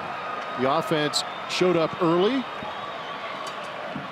That's all they needed with those 5 runs in those first 3 innings to be able to pull this game off. There's your final score. Houston 5-3. A couple of extra base hits early from Josh Reddick, including the home run, 2-run homer by Tony Kemp, and the Astros win for the 56th time against 31 defeats. The Astros win the opener of this 2-game series. The final score 5-3. Stick around, much more to come. We'll come back and wrap things up. The post